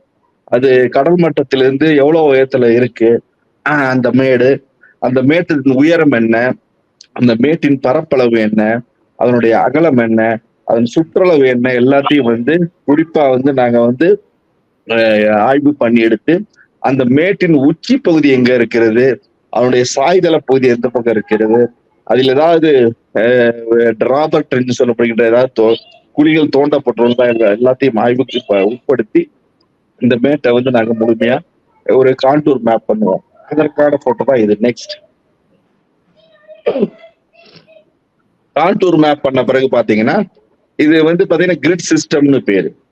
இந்த கிரிட் சிஸ்டத்தை வந்து இந்தியாவில வந்து முதல்ல வந்து அறிமுகப்படுத்தியவரே மார்ட்டிமர் வீலர் என்பவர் தான். 1947 இந்த கிரிட் சிஸ்டத்தை வந்து அறிமுகப்படுத்தினார். இந்த கிரிட் சிஸ்டம் முதல்ல வந்து இந்தியாவில் அறிமுகப்படுத்தப்பட்ட இடம் கூட அரிக்கமேடு தான். நம்ம தமிழகத்தில் குறிப்பா பாண்டிச்சேரியில் உள்ள அரிக்கமேடு என்ற இடத்துலதான் முதல்ல இந்த மாதிரி ஒரு கிரிட் சிஸ்டத்தை ஏற்படுத்துறாங்க. அந்த கிரிட் சிஸ்டம் வந்து ஒரு இமேஜினரி, ஒரு தொல்லியல் மேடு வந்து ஒரு 100 மீட்டர் சுற்றளவு இருக்குன்னு வச்சுக்கோங்க. அந்த 100 மீட்டர் சுற்றளவை வந்து ஒரு 10 x 10 மீட்டர் என்ற ஒரு அளவில் ஒரு இமேஜினரி கிரிட்டா போட்டுருவாங்க.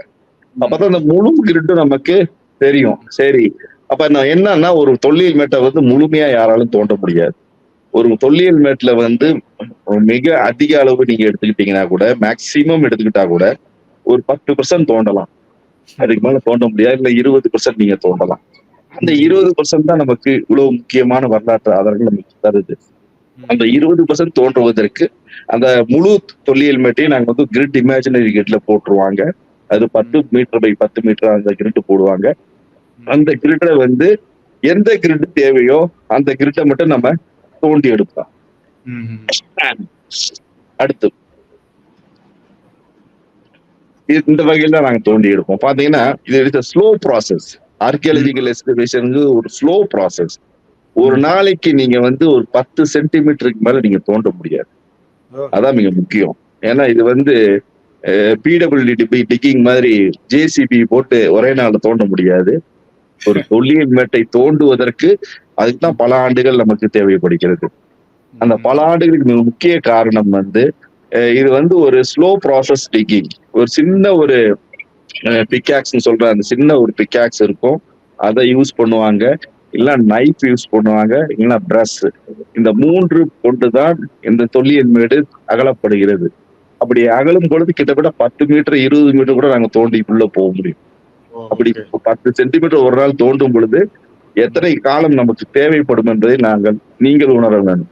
அப்படி உணர்ந்தா தான் நம்ம அந்த ப்ராசஸ் நமக்கு தெரியும். இந்த ஸ்லோவா டிக் பண்ணி தான் நம்ம வந்து இருக்கிற எவிடன்ஸை வந்து நம்ம கலெக்ட் பண்றோம். அதுக்குதான் stratigraphy based on evidence, Harris matrix ஒரு பேட்டர்ன் சொன்னார் பேராசிரியர் செல்வகுமார் அவர்கள். அந்த முறைப்படி பாத்தீங்கன்னா எந்த பொருள் கிடைக்குதோ அந்த பொருளை வந்து அந்த இடத்துல வந்து ஆவணப்படுத்துவோம். ஏன்னா அந்த பொருளை எடுக்கிறதுக்கு முன்னாடி அந்த இடத்துல ஆவணப்படுத்தணும். அவருடைய மண்ணின் அடுக்க நம்ம கண்டிப்பா நோட் பண்ணணும். அதோடு கிடைக்கின்ற மற்ற பொருட்களையும் நம்ம வந்து ஆவணப்படுத்தணும். அதோடு அல்லாமல் அதில் உள்ள தன்மை என்ன இருக்கு, அதனுடைய அந்த கண்டிஷன்ஸ் எப்படி இருக்கு, அந்த பொருளுடைய கண்டிஷன்ஸ், அதே போல அந்த சரௌண்டிங் உடைய கண்டிஷன்ஸ் எப்படி இருக்கு, சாயில் எப்படி இருக்கு, எந்த காம்போசிஷன்ல இருக்கு, எந்த இடத்துல அமைந்துள்ளது, இது எல்லாத்தையும் நம்ம வந்து முழுமையாக ஆவணப்படுத்தும். இந்த ஆவணப்படுத்துறது தான் மிக முக்கியமான வேலை. ஏன்னா ஏற்கனவே செல்வகுமார் சொன்ன மாதிரி தொல்லியல் என்பது பாத்தீங்கன்னா ரெக்கார்டட் டெஸ்ட்ரக்ஷன் தான். ஏன்னா ஒரு மேடு வந்து உருவாகி அந்த மேடு வந்து இயற்கையாக உருவானது. மனித கட்டுமானங்களினால் அது அழிந்த பிறகு அது இயற்கையினால் உருவானதுதான் தொல்லியல் மேடு. ஏன்னா ஒரு காலத்தில் மனிதர்கள் அந்த இடத்தில் வாழ்ந்தார்கள், அவர்கள் அந்த இடத்தை விட்டு சென்று விட்டார்கள். சென்ற பிறகு அந்த இடம் மக்கி மண்மேடாகி விட்டது, அவ்வளவுதான் வித்தியாசம். அவர்கள் விட்டு சென்ற பொருட்கள் அங்கேயே புதைந்து இருக்கின்றன, ஆனால் மண்மேடாக அமைந்து விட்டன. அந்த பொருட்களை எடுத்துத்தான் நம்ம வரலாற்றை மீட்டெடுப்பு செய்கிறோம்.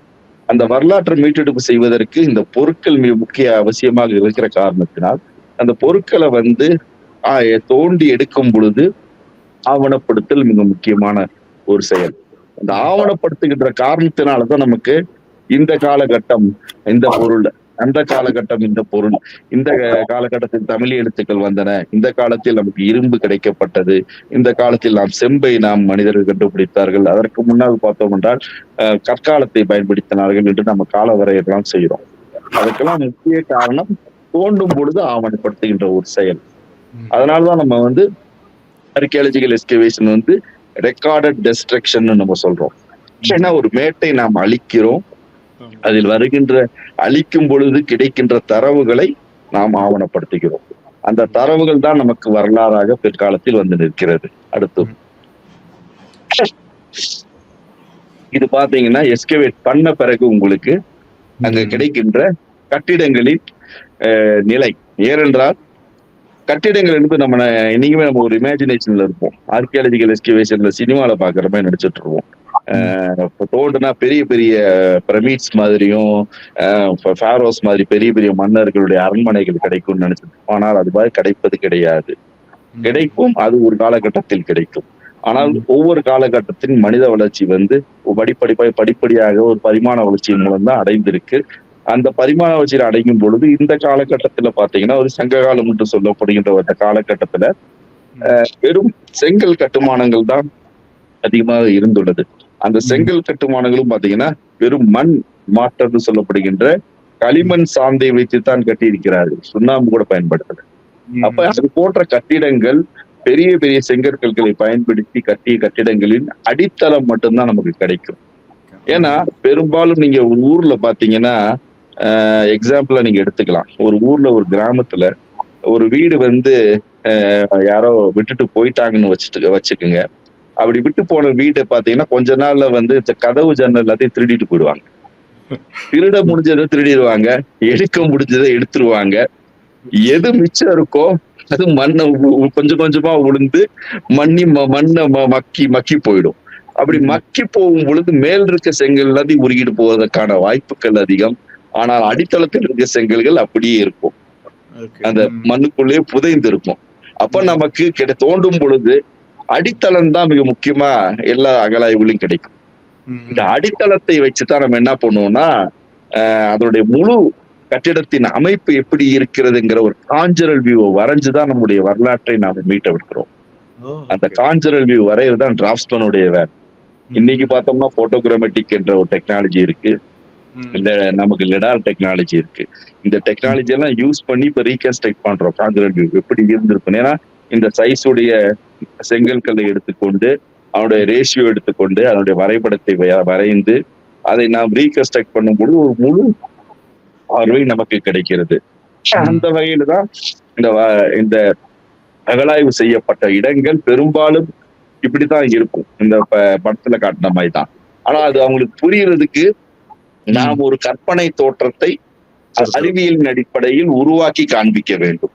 காண்பித்தால்தான் அது மக்களுக்கு அதை பற்றிய வரலாற்று தன்மை போய் சேரும். நெக்ஸ்ட் இன்னொரு அந்த கட்டிடத்தினுடைய வியூ. ஏன்னா ஏரியல் போட்டோகிராஃபிங்கிறது மிக முக்கியமாக பயன்படுகின்ற ஒரு போட்டோகிராஃபி. ஏனென்றால் நீங்க எங்களுக்கு நான் சொன்ன மாதிரி கலாய்வு மேற்கொள்ளும் பொழுது பாத்தீங்கன்னா சேட்டலைட் இமேஜரி எங்களுக்கு மிக பயனுள்ள ஒரு தொழில்நுட்பம். ஏன்னா அப்பதான் நீங்க பேலியோ சேனல்னு சொல்லப்படுகின்ற ஒரு ஆறு இந்த பகுதியில் பாய்ந்திருக்கிறது என்பதற்கான அடையாளங்கள் நமக்கு கிடைக்கும். ஏன்னா ஆறுங்கிறது தன்னுடைய போக்கை என்னைக்கும் மாத்திட்டே இருக்கும். ஆறுங்கிறது ஒரே இடத்துல நிலையாக பாய்கின்ற ஒரு செயல் கிடையாது. அது தன்னுடைய வெள்ள பெருக்கின் காரணமாக எப்போனாலும் தன்னுடைய போக்கை மாத்திக்கும். அந்த போக்கை மாத்தி ஏற்படுகின்ற அந்த வழித்தடங்களை நீங்க பழைய பேலியோ சேனல்னு சொல்லப்படுகின்ற அந்த சேனல், அந்த பழைய வலைத்தளங்களை சேட்டலைட் இமேஜின் மூலம் நம்ம கண்டுபிடிக்க முடியும். கண்டுபிடிச்சு அந்த பகுதியில் நகரங்கள் இருக்கும். ஏன்னா அந்த ஒரு காலத்துல ஆறு ஓடிய பகுதியில் தான் நகரங்கள் இருந்திருக்கும். இன்னைக்கு அந்த ஆறு மாறி இருக்கலாம். அதனால நகரங்கள் மாறி இருப்பது. இன்னைக்கு கூட பாத்தீங்கன்னா நீங்க நார்த் இந்தியால பீகார், யூபி மாநிலங்கள்லாம் பார்த்தோம்னா ஒரு காலத்துல தென்கரை பாத்தீங்கன்னா பெரிய விவசாய நிலங்கள் இருக்கும். ஆனா கொஞ்ச நாள் கழிச்சு ஒரு 5 வருஷம் கழிச்சு நீங்க போய் பாருங்க, அந்த தென்கரை எல்லாத்தையும் ஆறு சாப்பிட்டுரும்.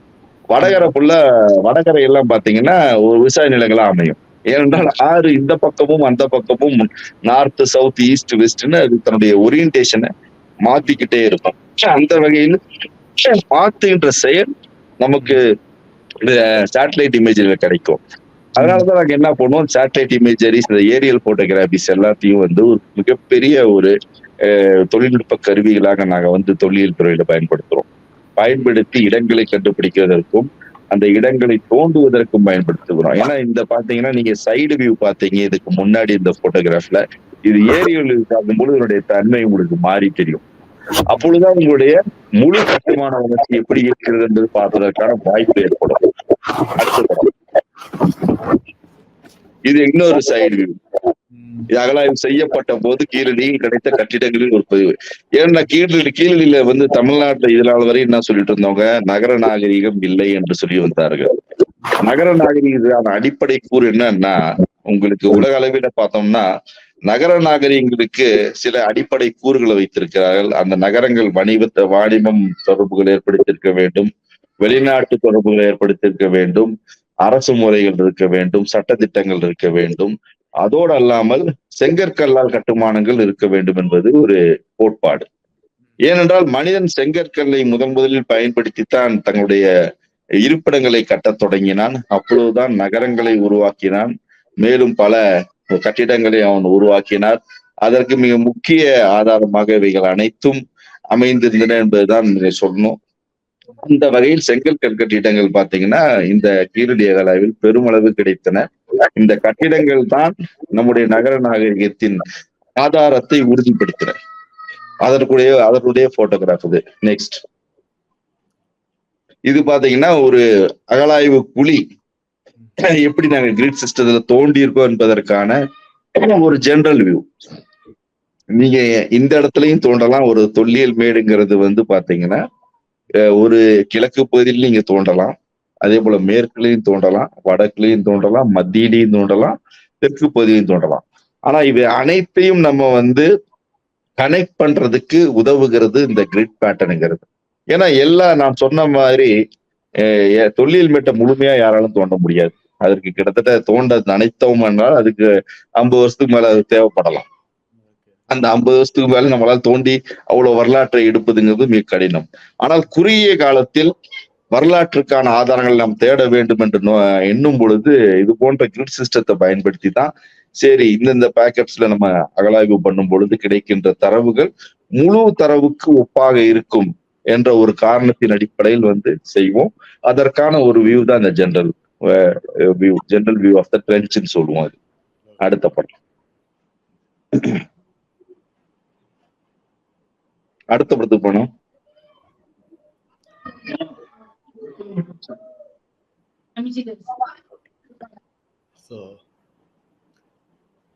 அடுத்த அவ்வளவுதான படம்? அவ்வளவுதான் நினைக்கிறேன். சரிங்க.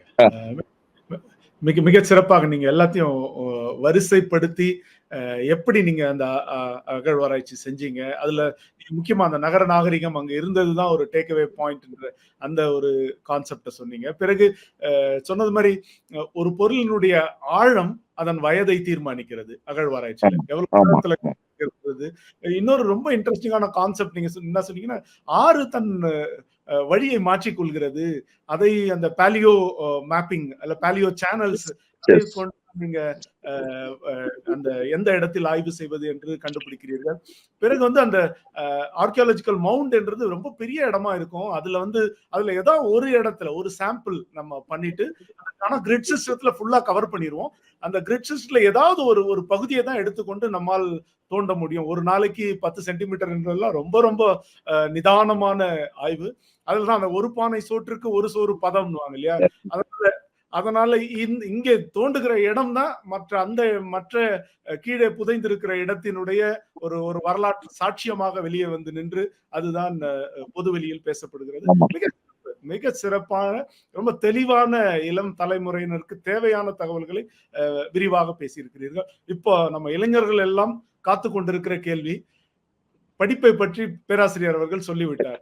இப்போ வேலை வாய்ப்பு, தொல்லியல் துறையில் படித்தவர்களுக்கான வேலை வாய்ப்புகள் எங்கெங்க இருக்கின்றன, அதற்கான தேர்வுகள் என்னென்ன? மத்திய அரசாங்கட்டும் வேலை வாய்ப்புகள் வந்து மத்திய அரசிலும் வேலை வாய்ப்புகள் இருக்கின்றன. அதே போல பாத்தீங்கன்னா மாநில அரசு தொல்லியல் துறையிலும் வேலை வாய்ப்புகள் இருக்கின்றன. ஏன்னா இந்தியாவில் பாத்தீங்கன்னா தொல்லியல் துறை என்பது ஒரு பழமையான ஒரு துறை. கிட்டத்தட்ட 1861ஆம் ஆண்டு துவக்கப்பட்ட துறை தான் இந்திய தொல்பொருள் ஆய்வுத்துறைங்கிற ஒரு துறை. உலகத்திலே வந்து இந்த மாதிரி எந்த துறை கிடையாது. எந்த அரசாங்கமும் பாத்தீங்கன்னா உலகத்துல வந்து அரசாங்கமே தொல்லியல் துறை நடத்துகின்ற செயல் வந்து எங்கேயும் நடக்கல உலக நாடுகள்ல. ஆனா இந்தியாவில் மட்டும்தான் அது ஆங்கிலேயர்களால் வந்து தொடங்கப்பட்ட அந்த துறை வந்து இன்னும் வெற்றிகரமாக நடந்து கொண்டிருக்கிறது. அதுக்கு மிக முக்கிய காரணமே பார்த்தோம்னா நம்முடைய பழங்கால எச்சங்கள் நம்மிடம் நிறைய இருக்கு. ஏன்னா இந்தியாங்கிற இந்த நிலப்பகுதி பாத்தீங்கன்னா ஆப்பிரிக்காவிலிருந்து வெளியேறிய மக்கள் குடியேறுவதற்கு மிக உகந்த ஒரு கால சூழ்நிலை உள்ள இடமாக இருந்த காரணத்தினால் கிட்டத்தட்ட ஒரு 10 லட்சம் ஆண்டுகளுக்கு முன்னால் இருந்து இங்க மனித இனங்கள் வாழ்ந்துவதற்கான அடையாளங்கள் நம்மகிட்ட கிடைச்சிருக்கு. அந்த வகையில பழைய பழங்கற்கால காலத்திலிருந்து இன்னைக்கு வந்து நம்ம சொல்லப்படுகின்ற பிரிட்டிஷ் பீரியட் வரையும் நம்மகிட்ட வந்து மானுமெண்ட் என்று சொல்லப்படுகின்ற நினைவு சின்னங்கள் வந்து இந்தியா முழுவதும் இருக்கு. கிட்டத்தட்ட இந்திய தொல்பொருள் ஆய்வுத்துறையிடமே பாத்தீங்கன்னா 3699 தேசிய அளவில் பாதுகாக்கப்பட்ட நினைவு சின்னங்கள் இருக்கு. எல்லாமே பெரிய பெரிய நினைவு சின்னங்கள் தான். தாஜ்மஹால் ஒரு பெரிய நினைவு சின்னம். நீங்க டெல்லி ரெட் ஃபோர்ட் எடுத்துக்கலாம். அதே போல நீங்க மாண்டு போர்ட், எல்லாம் பெரிய பெரிய கோட்டைகள், அதே கோயில்கள், அதே போல பழமையான தொல்லியல் மேடுகள், அஸ்தினாபுர தொல்லியல் மேடு, புராணக்கிலாங்கிற தொல்லியல் மேடு, ராக்கிகிரிங்கிற தொல்லியல் மேடு, அதே போல ஆதிச்சல்லூர் போன்ற தொல்லியல் மேடுகள், அரிக்கைமேடு போன்ற தொல்லியல் மேடுகள்லாம் நம்ம வந்து பாதுகாத்து வரோம். இந்த பாதுகாப்புக்காகத்தான் நம்ம முக்கியமாக வந்து இந்திய தொல்பொருள் ஆய்வுத்துறையில வந்து வேலை வாய்ப்புகள் உருவாக்கப்பட்டிருக்கிறது. அதில் தொல்லியல் படித்தவர்களுக்கான வாய்ப்புகள் ரொம்ப அதிகம். அதுல வந்து குறிப்பா வந்து அவர்கள் வந்து MA பாடத்திட்டத்தை அடிப்படையாக முடித்திருந்தால், நான் முதுகலை பாடத்திட்டம் படிச்சிருந்தா தான் நீங்க வந்து இந்த துறையில வந்து வேலைக்கு வருவதற்கான வாய்ப்புகள் கிடைக்கும். அதோட அல்லாமல் அவர்கள் வந்து முதுகலை பாடத்தோட நின்று விடாமல், என்னை போல பாத்தீங்கன்னா நாங்க டெல்லி இன்ஸ்டிடியூட் ஆஃப் ஆர்கியாலஜின்னு ஒரு இன்ஸ்டிடியூட் இருக்கு. அது மிக பழமையான இன்ஸ்டிடியூட். லண்டன்ல ஸ்கூல் ஆஃப் ஆர்கியாலஜின்னு ஒரு இன்ஸ்டிடியூட் இருக்குங்க. அது போலதான் இந்தியாவில் ஒரே ஒரு இன்ஸ்டிடியூட், இந்திய தொல்பொருள் ஆய்வுத்துறை நடத்தப்படுகிற இன்ஸ்டிடியூட் வந்து பாத்தீங்கன்னா institute of archaeology, Deendayal Upadhyaya institute of archaeology இன்னைக்கு பெயர் மாற்றம் செய்து வைத்துள்ளார்கள். அந்த இன்ஸ்டிடியூட்ல வந்து அதை உருவாக்கியவர் மார்ட்டிமர் வீலர் தான். அவர் தான் இந்த இன்ஸ்டிடியூட்டை உருவாக்கினார். ஏன்னா இந்தியர்களுக்கு பயிற்சி அளிக்க வேண்டும் என்ற நோக்கத்தில் தான் இந்த இன்ஸ்டிடியூட் உருவாக்கப்பட்டு அதில் பயின்றவர்கள் தான் இன்னைக்கு இந்தியாவில பல கண்டுபிடிப்புகளை ஏற்படுத்தியிருக்காங்க. பேராசிரியர் பிபிலால் போன்றவர்களும் பெரும் எங்களுடைய துறையில் பணியாற்றிய பெரும் தலைவர்களும் இந்த இன்ஸ்டிடியூட்ல படிச்சு வந்தோம். நாங்களும் தான் படிச்சு வந்தோம். கிட்டத்தட்ட அந்த இன்ஸ்டிடியூட்ல மேக்சிமம் சீட்டே பாத்தீங்கன்னா இந்தியா லெவல்ல உங்களுக்கு 20 சீட்டு தான். 20 சீட்டு தான் இன்னும் இருக்கு. அது இன்னும் மாற்றி அமைக்கல. அந்த 20 சீட்டு நீங்க காம்படிட் பண்ணி படித்தீர்கள் என்றால் கண்டிப்பாக அதில் படித்தவர்களுக்கான வேலை வாய்ப்புகள் உண்டு மத்திய தொழில் துறையில்.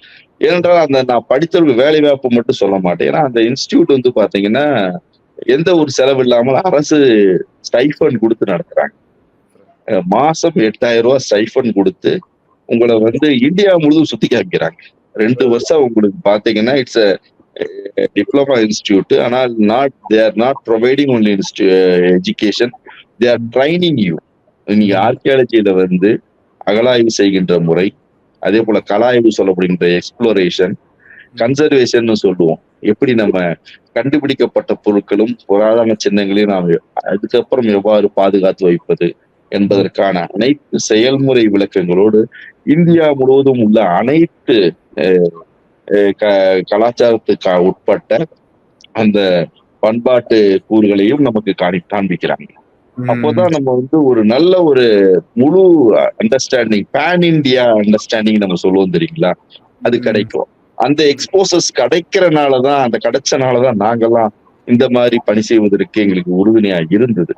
அந்த வகையில் அந்த இன்ஸ்டிடியூட், அந்த இன்ஸ்டிடியூட்ல முடிச்சவங்களுக்கு தான் முதல் உரிமையை வழங்குகிறார்கள். அதோடு அல்லாமல் இதை வந்து ரெக்ரூட்மெண்ட் பாத்தீங்கன்னா ஸ்டாஃப் செலக்ஷன் கமிஷன் தான் உங்களுக்கு ரெக்ரூட்மெண்ட் இருக்கு குரூப் பி போஸ்ட்டுக்கு.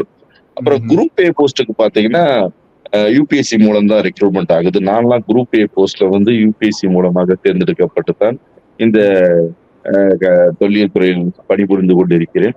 நான் அந்த குரூப் ஏ போஸ்ட்ங்கிறது பாத்தீங்கன்னா டெப்டி சூப்பரிண்டெண்டிங் ஆர்கியாலஜிஸ்ட்ங்கிற லெவல்ல இருந்து ஆரம்பிப்பாங்க.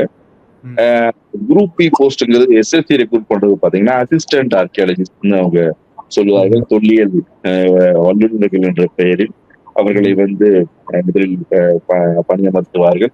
அவர்கள் தான் பின்னாடி வந்து டைரக்டர் ஜெனரல் வரை போறதுக்கான வாய்ப்புகள் உள்ள ஒரு எல்லாருமே வந்து அந்த லெவலுக்கு போவதற்கான வாய்ப்புள்ள ஒரு பதவியா இருக்கிறது. இதை தவிர எல்லா மாநிலங்களும், பெரும்பாலான மாநிலங்களும் பாத்தீங்கன்னா மாநில தொல்லியல் துறைன்னு இருக்கு. அந்த மாநில தொல்லியல் துறையிலையும் பாத்தீங்கன்னா இன்று வந்து தமிழ்நாட்டுல வந்து பாத்தீங்கன்னா கீழடிக்கு பின்னால் ஒரு மறுமலர்ச்சி ஏற்படுதுன்னு சொல்லலாம். கிட்டத்தட்ட ஒரு 18 போஸ்ட் வந்து கிரியேட் பண்ணாங்க. ஏன்னா இதுக்கு முன்னாடி ஆர்கியாலஜிக்கல் ஆஃபீஸர்ங்கிற போஸ்ட் வந்து தமிழக தொல்லியல் துறை கிடையவே கிடையாது. இன்னைக்கு பாத்தீங்கன்னா ஒரு 18 போஸ்ட் வந்து கிரியேட் பண்ணி அதில் என்னுடன் கீழடியில் பணிபுரிந்த மாணவர்களுக்கும் அதில் வாய்ப்பு கிடைத்துள்ளது. அதே போல தமிழகத்துல படிச்ச அனைத்து தொல்லியல் மாணவர்களுக்கும் நிறைய பேருக்கு வாய்ப்பு கிடைத்திருக்கு. அது வந்து பாத்தீங்கன்னா ஒரு காம்படிட்டிவ் எக்ஸாம் தான். நீங்க என்ன படிச்சிருந்தாலும் நீங்க டிஎன்பிஎஸ்சி மூலமோ, எஸ்எஸ்சி மூலமோ, யூபிஎஸ்சி மூலமோ நடத்தப்படுகின்ற அந்த டிபார்ட்மெண்ட்டுக்கான தேர்வை பாஸ் செய்தா மட்டும்தான் நம்ம வந்து அந்த பதவிக்கு தகுதியுள்ளவர்களாக தேர்ந்தெடுக்கப்படுகிறோம். இதோடு அல்லாம இன்னைக்கு பாத்தீங்கன்னா ஹச்ஆர்என்சில கூட ஒரு 24 போஸ்ட் ஆர்கியாலஜிஸ்ட் கொண்டு வந்திருக்காங்க.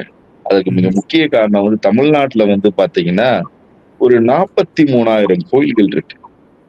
தமிழ்நாடு தாங்க இந்தியாவிலே அதிக கோயில்களை கொண்ட நகரம், மாநிலம். சாரி, அந்த அதிக கோயில்களை கொண்ட மாநிலத்தில் முக்கியமாக 43,000 கோயில்கள்ல ஒரு 9,000க்கும் மேற்பட்ட கோயில்கள் வந்து ஹெரிட்டேஜ் டெம்பிள்னு பேர். கிட்டத்தட்ட 500 ஆண்டுகளுக்கு முற்பட்ட கோயில்கள், மிக பெரிய கோயில்கள். அது 9,000க்கும் மேற்பட்ட கோயில்கள் இருக்கின்றன. இந்த கோயில்கள் இப்பொழுது பழமை மாறாமல் அதை பாதுகாக்க வேண்டும் என்பதற்காகவே நம்முடைய Hindu religious and charitable endowment போன்னு சொல்றது இந்து சமய அறநிலையத்துறையில் ஆர்கியாலஜிஸ்ட் போஸ்ட கிரியேட் பண்ணிருக்காங்க. ஏன்னா ஆர்கியாலஜிஸ்ட வச்சுக்கிட்டு தான் நீங்க வந்து இனிமே கன்சர்வேஷன் பண்ணணும். ஏனென்றால் நாம் பழமையை மாற்றி விடுகிறோம். சில சமயம் சில இன்சிடென்ட் நடந்திருக்கு. சில கோயில்களை வந்து தவறுதலா வந்து யாரோ பெரிய செல்வந்தர்கள் அதற்கு பணம் கொடுக்குறேன்னா அத கும்பாபிஷேகம் பண்றேன்னு பழைய கோயிலை உடைச்சிட்டு புதுசா கட்டிடுறாங்க. அந்த செயல் நம்முடைய வரலாற்றுக்கு நாம் இழைக்கின்ற பெரும் கொடுமையான நிகழ்வு. ஏன்னா நம்மளே நம்முடைய வரலாற்று ஆதாரங்களை உடைச்சிட்டு புதுசா கோயிலை கட்டி நம்ம என்ன பண்ண போகிறோம். அதற்கு வந்து இந்திய நீதிமன்றங்கள் கடுமையான எதிர்ப்புகளை தெரிவித்தன. அந்த எதிர்ப்புகளின் காரணமாகத்தான் இந்த போஸ்ட் இப்ப கிரியேட் ஆயிடுச்சு. இதன் மூலம் என்னன்னா நிறைய பேருக்கு வாய்ப்பு கிடைப்பதற்கான வாய்ப்புகள் அதிகம். ஆனா அனைவருக்கும் இது கிடைத்து விடுமா என்றால் கிடையாது. என்றால் நீங்க படித்த படிப்போடு அந்த காம்படிட்டிவ் எக்ஸாம்ஸையும் நம்ம வந்து கம்ப்ளீட் பண்ணாதான் கிடைக்கும். இதோடு அல்லாமல் இந்தியாவில் பெரும்பாலான பல்கலைக்கழகங்களையும் பாத்தீங்கன்னா தொல்லியல் துறைக்கான இப்ப பேராசிரியர்கள், உதவி பேராசிரியர்கள், துணை பேராசிரியர்களுக்கான பதவிகள் வந்து வந்திருக்கு. ஏன்னா நிறைய பேர் படிக்கிறாங்க. இப்ப தமிழகத்திலே பார்த்தோம்னா இன்னைக்கு பார்த்தோம்னா முதல்ல தமிழ்நாட்டுல 2 பல்கலைக்கழகத்தில் தான் இருந்தது. ஒண்ணு சென்னை பல்கலைக்கழகத்தில் இருந்தது, அடுத்து தமிழ் பல்கலைக்கழகத்தில் இருந்தது. இன்னைக்கு மனோன்மணியம் சுந்தரனார் பல்கலைக்கழகத்திலும் தொல்லியல் துறைக்கான படிப்புகள் வந்து ஆரம்பிக்கப்பட்டுள்ளன. அதே போல பெரும்பாலான கல்லூரிகளும் இன்னைக்கு தொடங்கிட்டு வர்றாங்க. ஏன்னா வரலாறு என்பது ஒரு தொல்லியலின் அடிப்படையில் உருவாக்கப்பட வேண்டும் என்பது இன்னைக்கு கருத்தாக வந்து உலகளவில் கருதப்படுகிறது. அதுக்கு மிக முக்கிய காரணம், இன்னைக்கு இருக்க வரலாற்றுல வந்து ஒரு 75% மேல் வரலாறு தொல்லியல் அடிப்படையில் அமைஞ்சிருக்கு. ஏன்னா ஒரு 99% கூட சொல்லலாம். ஏன்னா 1% ரிட்டர்ன் ரெக்கார்ட்ஸ் தான் இந்த உலகத்துல அவைலபிள். அந்த 1% ரிட்டர்ன் ரெக்கார்ட்ஸ் வச்சுக்கிட்டு ஹிஸ்டரி இன்னைக்கு நம்ம பார்த்துட்டு இருக்கோம். அது கிட்டத்தட்ட ஒரு 2700 ஆண்டுகளுக்கு முன்னாடி ஹிஸ்டரியை பார்த்துட்டு இருக்கோம். ஆனா கிட்டத்தட்ட 45 லட்சம் ஆண்டுகளாக மனிதர்கள் வாழ்ந்து வருகிறார்கள். அவருடைய வரலாற்றை அறிய வேண்டும் என்றால் இந்த தொல்லியல் மிக முக்கியமாக இருக்கிறது. அந்த தொல்லியல் அடிப்படையில் வரலாற்று பாடங்கள் அமைய வேண்டும் என்று இன்னைக்கு முடிவு பண்ணி அனைத்து இடங்களிலும் பாத்தீங்கன்னா தொல்லியல் அடிப்படையில் வரலாற்றை கற்றுக் கொடுக்கிறார்கள். ஸோ காலேஜஸ்லயும் வேலை வாய்ப்பு கிடைப்பதற்கு நிறைய வாய்ப்புகள் உண்டு. மிக விரிவான பதில். இப்ப பாத்தீங்கன்னா 3 விதமா நம்ம பிரிச்சுக்கலாம். இப்போ குரூப் ஏ பதவிகளுக்கான வாய்ப்பு, இப்ப எம்ஏ படிச்சிருக்கணும், அவங்க வந்து பிஜி படிச்சிருக்கணும். எல்லாருக்கும் எம்ஏ தான். எல்லாரும் எம்ஏ முடிச்சிருந்தாதான் அந்த தகுதி. நீங்க கல்லூரிக்கும் அதே தகுதி தான், பல்கலைக்கழகத்துக்கும் அதே தகுதி தான், மாநில தொழில் துறைக்கும் அதே தகுதியா தான் இருக்கு. ஆனா பதவிகள்னா குரூப் ஏவா இருக்கு, குரூப் பியா இருக்கு. யூபிஎஸ்சியில யூனியன் பப்ளிக் சர்வீஸ் கமிஷன் தேர்வு மூலம் தேர்வாளர்கள் நேரடியாக குரூப் ஏ அதிகாரிகளாக வருவார்கள். ஸ்டாஃப் செலக்ஷன் கமிஷன் என்று சொல்லப்படக்கூடிய எஸ்எஸ்சி தேர்வில் வருகிறவர்கள் குரூப் பி ஆக வருவார்கள். தமிழ்நாடு பப்ளிக் சர்வீஸ் கமிஷன் என்று மாநில அளவிலான தொல்லியல் துறை அதிகாரிகள் நியமிக்கப்படுகிறார்கள். இந்து சமய அறநிலைத்துறையிலும் அதற்கான புதிய பதவிகள் உருவாக்கப்பட்டிருக்கிறது சொன்னீங்க. இது தவிர Indian council of historical research அவர்கள் ஏதாவது இது தொடர்பான ஆராய்ச்சியில் ஆட்களை தேர்வு செய்கிறார்களா? ஆமாங்க. ஏன்னா Indian council of historical research வந்து ஆட்களை தேர்வு செய்வதிலே அவர்கள் வந்து ரிசர்ச்சை ஊக்கப்படுத்துறாங்க. எம்ஏ படித்த மாணவர்களுக்கு அவர்கள் பிஹெச்டி பண்றதுக்கும், எம்ஃபில் பண்றதுக்கும், வேற ரிசர்ச் அசிஸ்டண்டா ஒர்க் பண்றதுக்கும், புதிய ஒரு தலைப்பில் வந்து ஆய்வு செய்வதற்கு அவங்களுக்கு ஊக்கமளிக்கிறாங்க.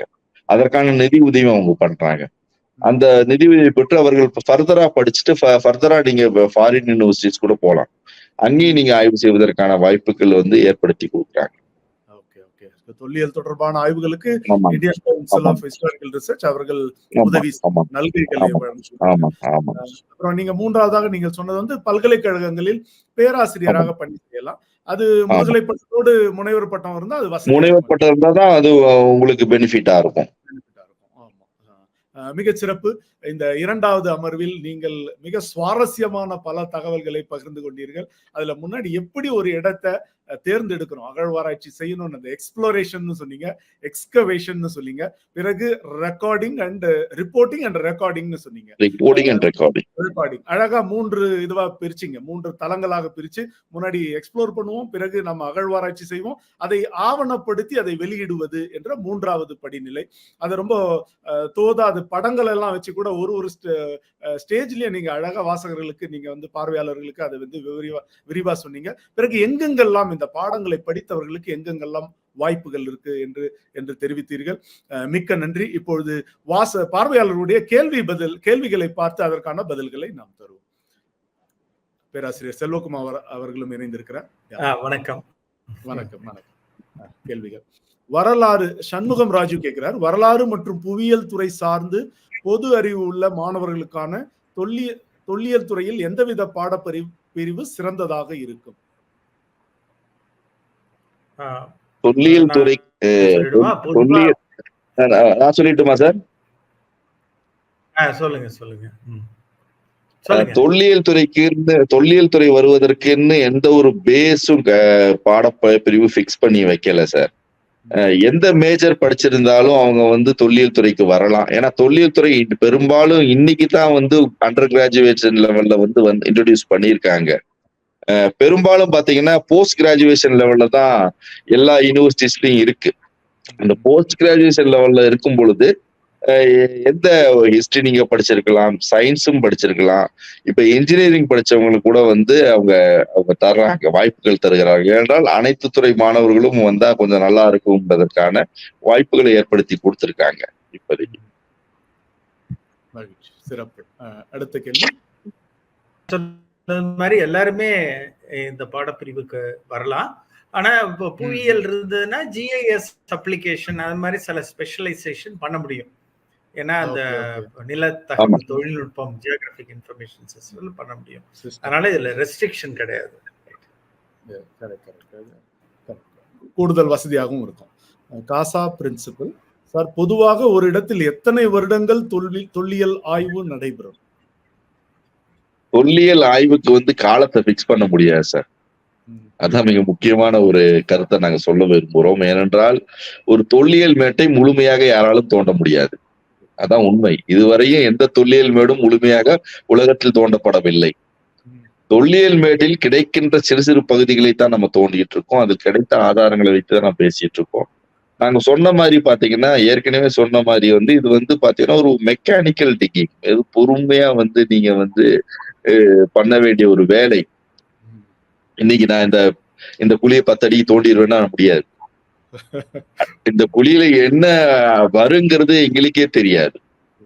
அந்த குழியினுடைய தன்மை வந்து அடுத்த குழிக்கு எங்களை மாற்றும். இது போன்ற செயல்கள் நடந்து கொண்டே இருக்கும். இது வந்து பாத்தீங்கன்னா ஒரு ஸ்லோ டிக்கிங். இதுல வந்து நாங்க மேக்சிமம் பாத்தீங்கன்னா 10 சென்டிமீட்டருங்கிறது ஒரு அளவு வச்சிருக்கோம். அதுக்கு மேல நாங்க போக மாட்டோம். ஏன்னா அதையோட மிக முக்கிய பல்கலைக்கழகங்கள்ல பாத்தீங்கன்னா நிதிச்சு இல்ல பற்றாக்குறைனால அவங்க பெரிய ஆய்வுகள் செய்ய முடியாது கிடையாது. இந்திய தொல்பொருள் ஆய்வுத்துறை தான் பெரிய ஆய்வுகள் எல்லாம் செஞ்சுட்டு வர்றாங்க.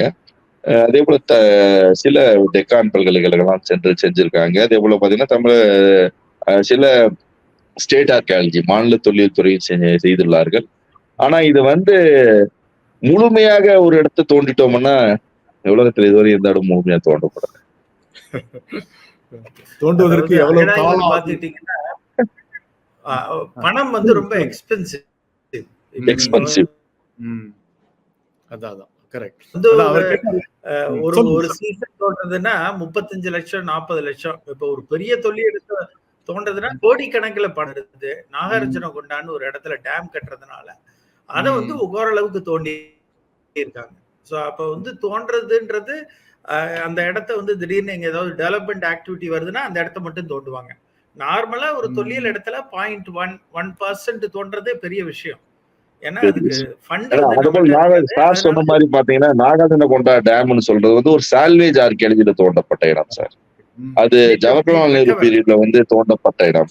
1954 வந்து அவருடைய காலகட்டத்துல அந்த கிருஷ்ணா நதி குறுக்க வந்து பெரிய டேம், இந்தியாவிலே 2வது பெரிய அணை ஆந்திர மாநிலத்தில் குண்டூர் மாநிலத்தில் அமைஞ்சிருக்கு. அதை கட்டும் பொழுது அங்கு விஜயபுரி என்ற ஒரு நகரத்தை கண்டுபிடித்தாங்க.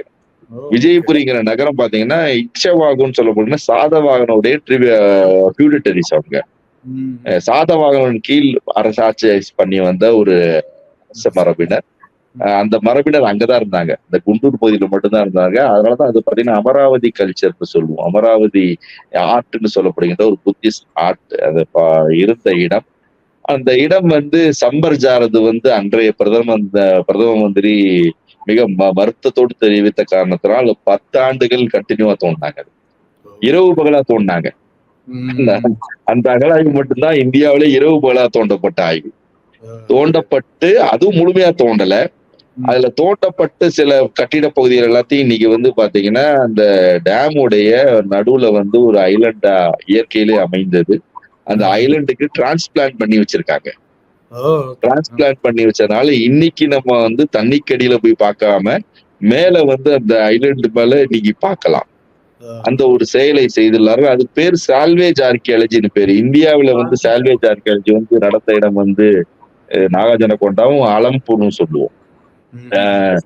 நம்ம இந்த டேம் ஸ்ரீசேலம் டேம் கட்டும் பொழுது 2 ப்ராஜெக்ட் பண்ணாங்க. ஏன்னா எஜிப்ட்ல வந்து ஆஸ்வான் டேம் கட்டும் பொழுது எப்படி டிரான்ஸ்பிளான்ட் பண்ணி வச்சாங்களோ அது போல இது செய்யப்பட்ட இடம். இது ஒரு ஆர்கியாலஜிக்கல் மெத்தட். சால்வேஜ் ஆர்கியாலஜிக்கு ஒரு மெத்தட். அது அங்க ஃபாலோ பண்ணி செஞ்சாங்க. அந்த இடம் தான் ஒரு 10 ஆண்டுகள் வந்து விரிவா வந்து இரவு பகலா வந்து ஆய்வு மேற்கொள்ளப்பட்ட இடம். அதை தவிர மத்த எந்த இடமும் வந்து ஹம்பி அதே போல செஞ்சிருக்காங்க. ஹம்பிங்கிற ஒரு நகரம் வந்து பாத்தீங்கன்னா பர்காட்டன் எம்பையர்னு சொல்ற மாதிரி ஒரு மறைந்த ஒரு அழிக்கப்பட்ட ஒரு நகரத்தை இந்திய தொல்பொருள் ஆய்வுத்துறை 10 ஆண்டுகள் வந்து தொடர்ந்து 83ல இருந்து அவங்க ஆரம்பிச்சு கிட்டத்தட்ட 95-96 வரையும் கண்டினியூவா தோண்டி பல இடங்கள் இப்ப காட்சிப்படுத்தி இருக்காங்க.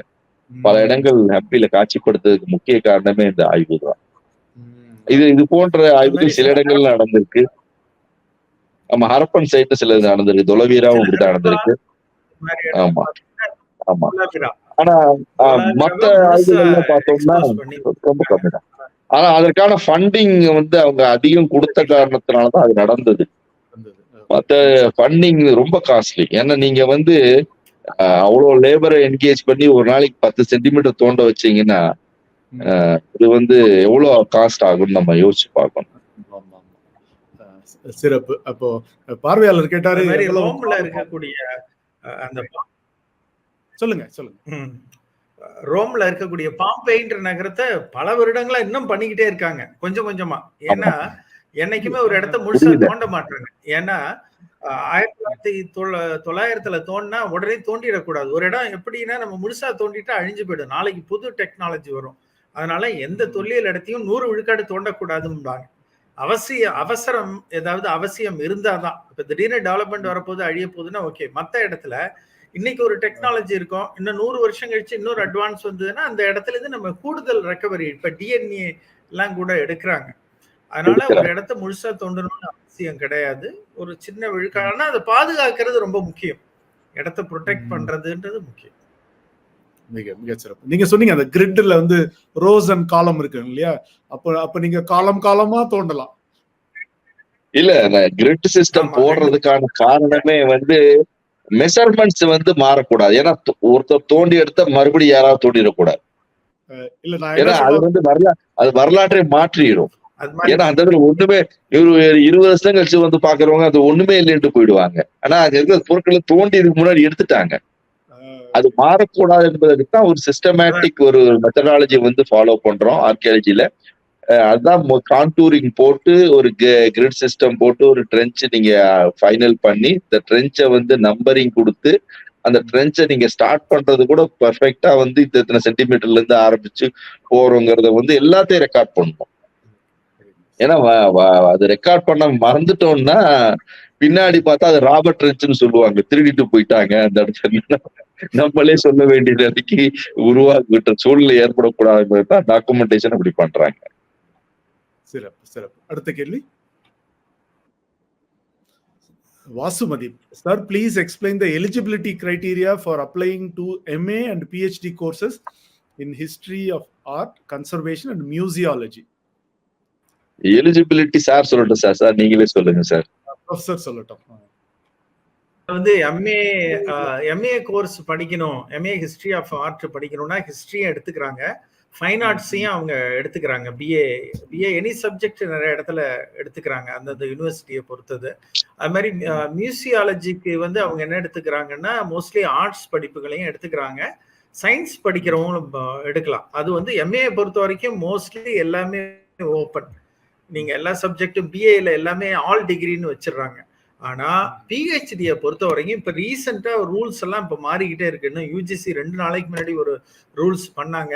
அதாவது நெட்டு பாஸ் பண்ணவங்களுக்கு தான் 2 நாளைக்கு முன்னாடி இன்னொரு மீட்டிங்கும் நடந்து என்ன சொல்லியிருக்காங்கன்னா கல்லூரிகள் இது வைக்கலாம், ஸ்லெட்டுக்கும் இதுக்கும் இது கொடுத்துருக்காங்கன்னு நினைக்கிறேன். அப்ப வந்து நீங்க வந்து பிஹெச்டி பண்ணணும்னா உங்களுக்கு வந்து 55 விழுக்காடு இருக்கணும். சில ரிசர்வேஷன் உள்ள செக்ஷன்னா 50 விழுக்காடு போதும்.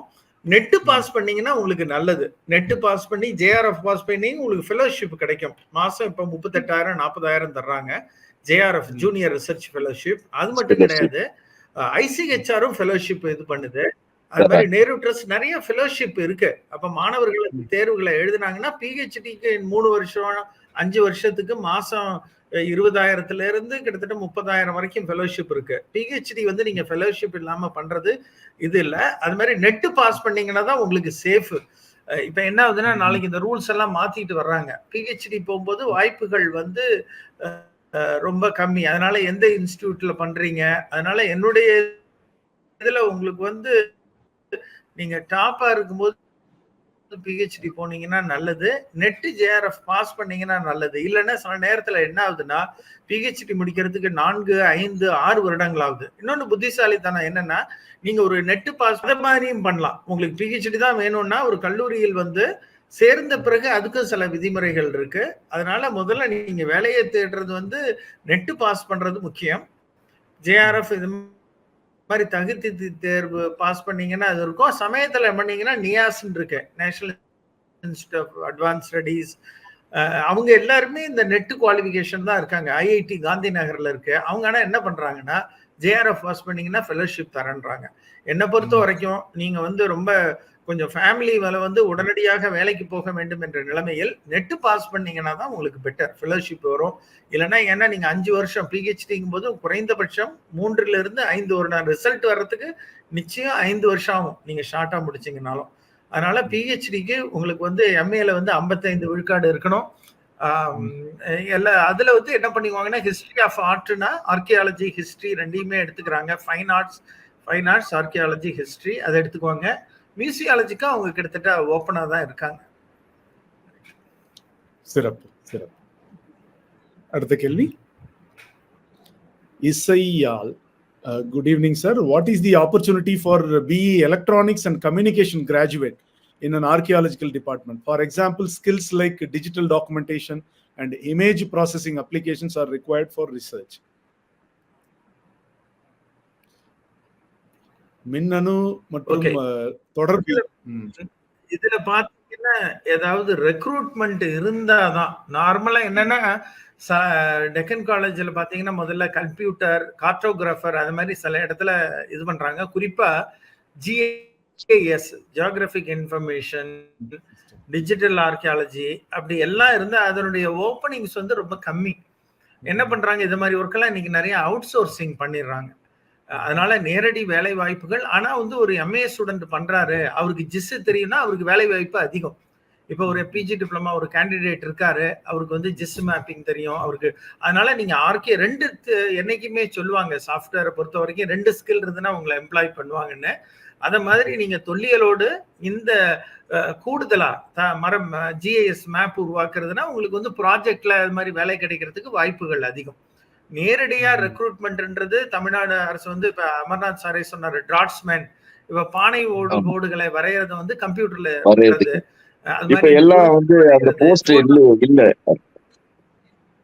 அந்த போஸ்ட் எல்லாம் இப்ப எடுத்துட்டாங்க. அதுதான் சென்னை பல்கலைக்கழகத்திலேயே டிராட்ஸ்மேன் நிறைய இடத்துல அதை வந்து எடுத்துட்டாங்க. ஏன்னா இப்ப சீக்கிரம் கம்ப்யூட்டரா இது பண்றாங்க. அதனால இப்ப என்ன ஆகுதுன்னா கம்ப்யூட்டர் தெரிஞ்சவங்களே இப்ப பாத்தீங்கன்னா முதல்ல பல்கலைக்கழகங்கள்ல டைப் அடிக்கிறதுக்கு ஒரு ஆள் இருந்தாங்க. இப்ப என்ன சொல்றாங்கன்னா மல்டி டாஸ்கிங் நீங்களே எல்லாத்தையும் பண்ணணும்ன்றாங்க. இப்ப காலம் மாறிடுச்சு. அப்ப வந்து இப்ப ஒரு ப்ரொஃபசர் வந்து அவர் லெட்டர் அடிக்க மாட்டாரு. அப்ப வந்து டைப்பிஸ்ட் இருப்பாங்க. இப்ப கம்ப்யூட்டர்ல எல்லாம் அடிச்சுட்டு போயிடுறாங்க. அதே மாதிரி தொல்லியல் படிக்கும் மாணவர்கள் இதையும் அவங்க இது பண்ணலாம். ஆனா ஜிஐஎஸ் இது மாதிரி டிஜிட்டல் ஆர்கியாலஜிக்கு நீங்க கன்சல்டன்சி வச்சிருந்தீங்கன்னா சமயத்துல உங்களுக்கு அவுட் சோர்சிங்கா கிடைக்கும். குறிப்பா ஆட்டோ கேடு அது மாதிரி இந்த டிராயிங் பண்றவங்க வந்து இந்த ஒர்க்கையும் பண்ணி தர்றாங்க. ஃபுல் டைம் வாய்ப்பு. இந்திய தொல்பொருள் ஆய்வு துறையில பார்த்தோம்னா சார் இப்ப எல்லாமே அவுட் சோர்ஸ் பண்ணத்தான் செஞ்சிட்டு இருக்காங்க ஒர்க் எல்லாத்தையும். ஏன்னா பழையபடி டிராப்ஸ்மேன் மார்க்ஸ்மேன் சர்வேயர் அதே போல போட்டோகிராஃபர்ஸ் எல்லாம் இப்ப வந்து ஃபில் பண்றது கிடையாது. ஏன்னா இங்க போட்டோகிராமெட்டிக்னு வந்துருச்சு, உங்களுக்கு லெடார் சிஸ்டம் வந்துருச்சு. இன்னும் இப்போ புது புது அட்வான்ஸ் டெக்னாலஜி வந்த பிறகு இப்ப ஆட்டோகேட் டிராயிங்ல வந்து ஈஸியா பண்றாங்க. இந்த ஆட்டோகேட் டிராயிங்லாம் இப்ப வந்து பயன்படுத்துறதுக்கான ஒரு வழிமுறைக்கு என்ன பண்றாங்கன்னா இப்ப கன்சல்டன்சி மாதிரி கூப்பிடுறாங்க இந்திய தொல்பொருள் துறையும். அவர் வந்து சாட்டமா வந்து இந்த ப்ராஜெக்ட் இருந்தா இந்த ப்ராஜெக்டை முடிச்சு கொடுக்கலாம், அதற்கான உங்களுக்கான பேமெண்ட்டும் கவர்மெண்ட் ஆஃப் இந்தியா வந்து பண்றாங்க எல்லாத்தையும். அந்த வகையில் அவர்கள் வந்து செய்யலாம். ஏன்னா இப்ப சயின்ஸ் தான் நம்ம ஹெல்ப் பண்ணிட்டு இருக்கு எல்லா வகையிலும் ஆர்கியாலஜிக்கு. அதை வந்து இன்னும் வரும் நாட்கள்ல கண்டிப்பாக அவர்களுக்கு வாய்ப்புகள் இருக்கு. அவர்கள் வந்து அதை திறமையா பயன்படுத்திக்கிட்டாங்கன்னா அந்த வாய்ப்பை வைத்துக் கொண்டு அவர்கள் பல ப்ராஜெக்டை செய்வதற்கான வாய்ப்பு இருக்கு.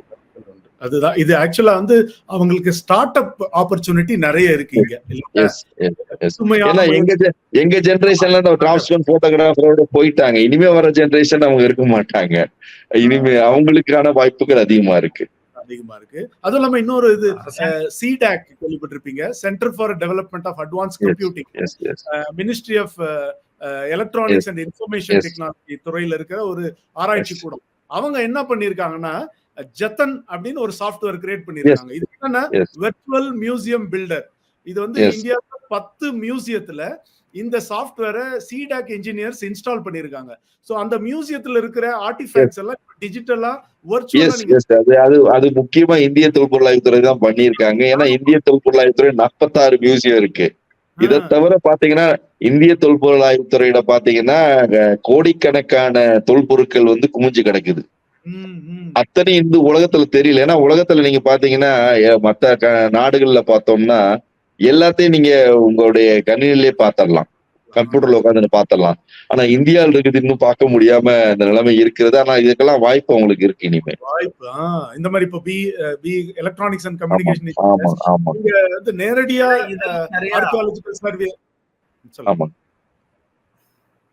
அவுட் சோர்ஸ் பண்ணிடுறாங்க. அதுதான் இந்த மாதிரி பல்கா இருக்கும்போது அவங்க என்ன பண்றாங்கன்னா இந்த வர்க்க அவுட் சோர்ஸ் கன்சல்டன்சி அது மாதிரி இதுக்கு வாய்ப்புகள் அதிகம். ஏன்னா இப்ப பாத்தீங்கன்னா இந்திய தொல்பொருளாய்வு எபிகிராஃபி கூட டிஜிட்டலைசேஷன் பண்ணிருக்காங்க. ஏன்னா கிட்டத்தட்ட பாத்தீங்கன்னா 80 மீட்டர் நீளத்துக்கு இன்ஸ்கிரிப்ஷன் எல்லாம் இருக்கு. அது 80 மீட்டர் நீள இன்ஸ்கிரிப்ஷனை வந்து ஸ்கேன் பண்ணி அதை வந்து எப்படி வந்து இன்னைக்கு இருக்க ஜெனரேஷனுக்கு போகணும் என்பதற்காக எல்லாத்தையும் செஞ்சுட்டு இருக்காங்க. அதெல்லாம் இந்த மாதிரி பல வாய்ப்புகள் இருக்கு இளைஞர்கள் யுவதிகளுக்கு புதிய தொழில்நுட்பங்களை புகுத்துவதற்கு, அவர்கள் நேரடியாக பங்கேற்பதற்கான வாய்ப்பு. இப்போ பிஇ சிவில் இன்ஜினியரிங்லாம் டைரக்டா ஆர்க்கியாலஜிக்கல் சர்வே ஆஃப் இந்தியால சேரலாம். ஆனா எலக்ட்ரானிக்ஸ், கம்ப்யூட்டர் சயின்ஸ் உள்ளிட்டவர்கள் எல்லாம் இந்த மாதிரி சிடாக் போன்ற நிறுவனங்கள் இல்லைன்னா சொந்தமாக ஸ்டார்ட் அப் போன்ற தொழில் நிறுவனங்களை துவங்கி இந்த ஆர்க்கியாலஜிக்கல் இந்த தொல்லியல் துறை சார்ந்த திட்டங்களில் அவர்கள் ஈடுபடலாம். அடுத்த கேள்வி.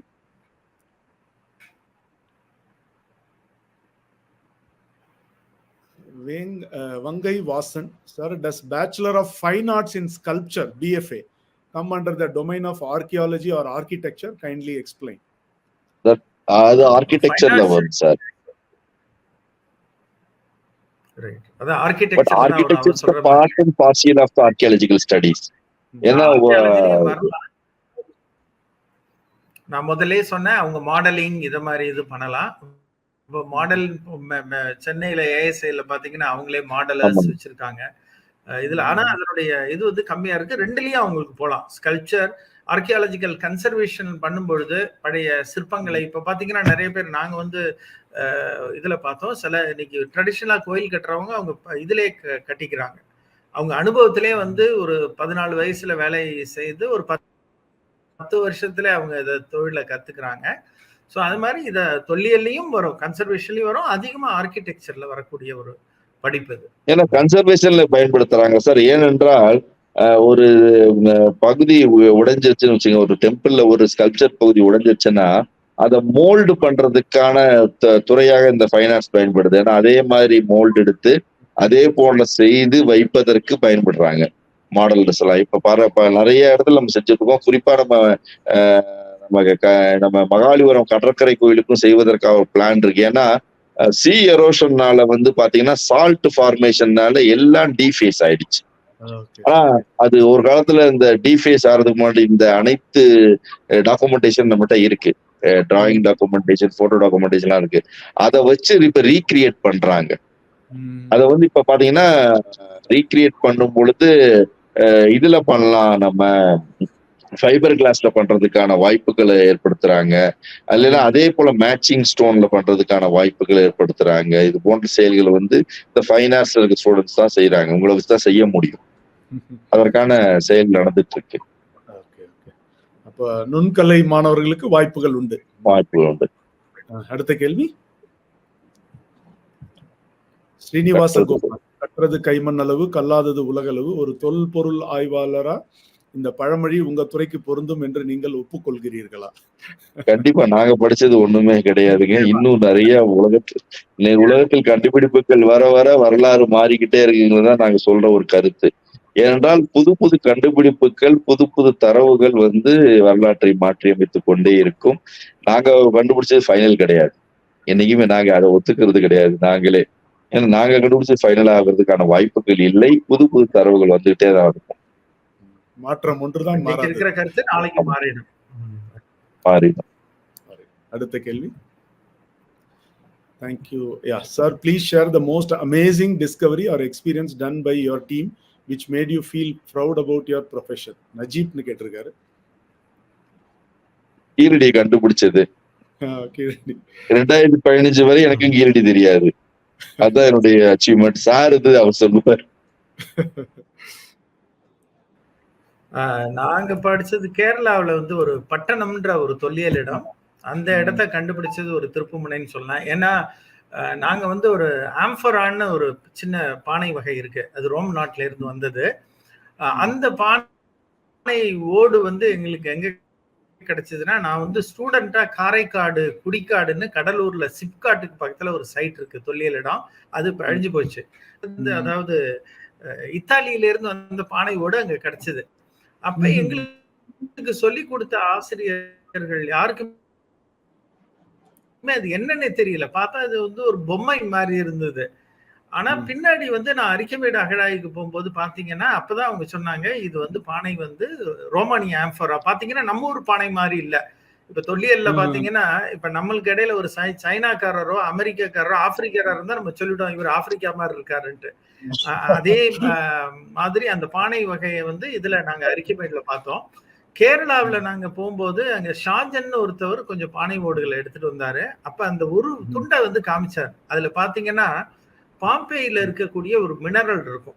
அதுக்கு பேர் வந்து பே ஆஃப் நேபிள்ஸ்னு. பாம்பே இந்த சைட் வந்து அழிஞ்சு போனப்ப அந்த ஒரு வல்கானிக் சாம்பிள் அது வந்து இதுல இருந்தது. அப்ப எனக்கு அரிக்கமேடு இந்த 2 சைட்ல இருந்த அனுபவத்தினால அதை வந்து துல்லிய அடையாளப்படுத்த முடிஞ்சது. அதுக்கப்புறம் தான் நாங்க பட்டணம் என்ற இடத்துக்கு போனோம்.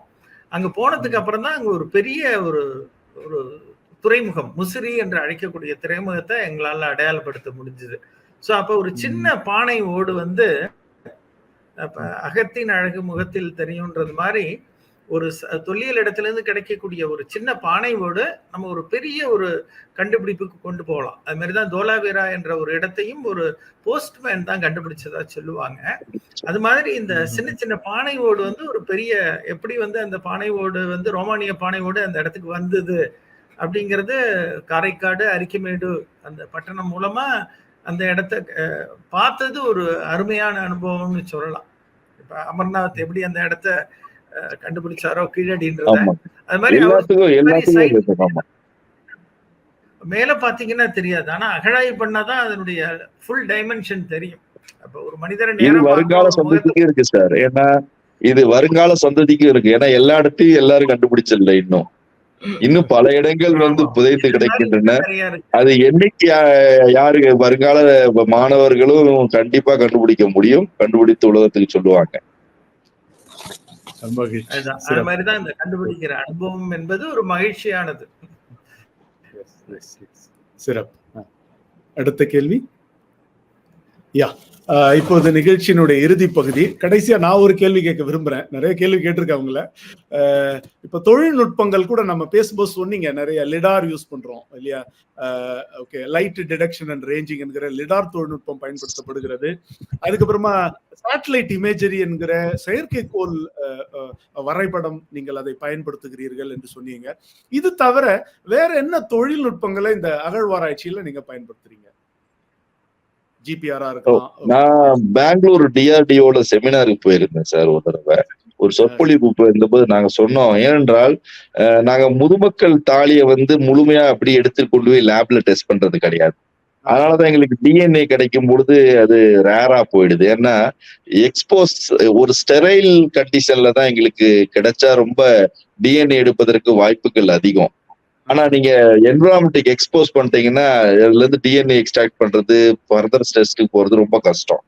அப்ப நாங்க சொல்லும் பொழுது எங்களுக்கு ஒரு மேடம் இருந்தாங்க. அந்த மேடம் சொன்னாங்க, மேடம் அந்த பானைய ஸ்கேன் பண்றதுக்கான வாய்ப்புகள் ஏதாவது? அவங்க சொன்னாங்க டிஆர்டிஓ கிட்ட இருக்குன்னாங்க.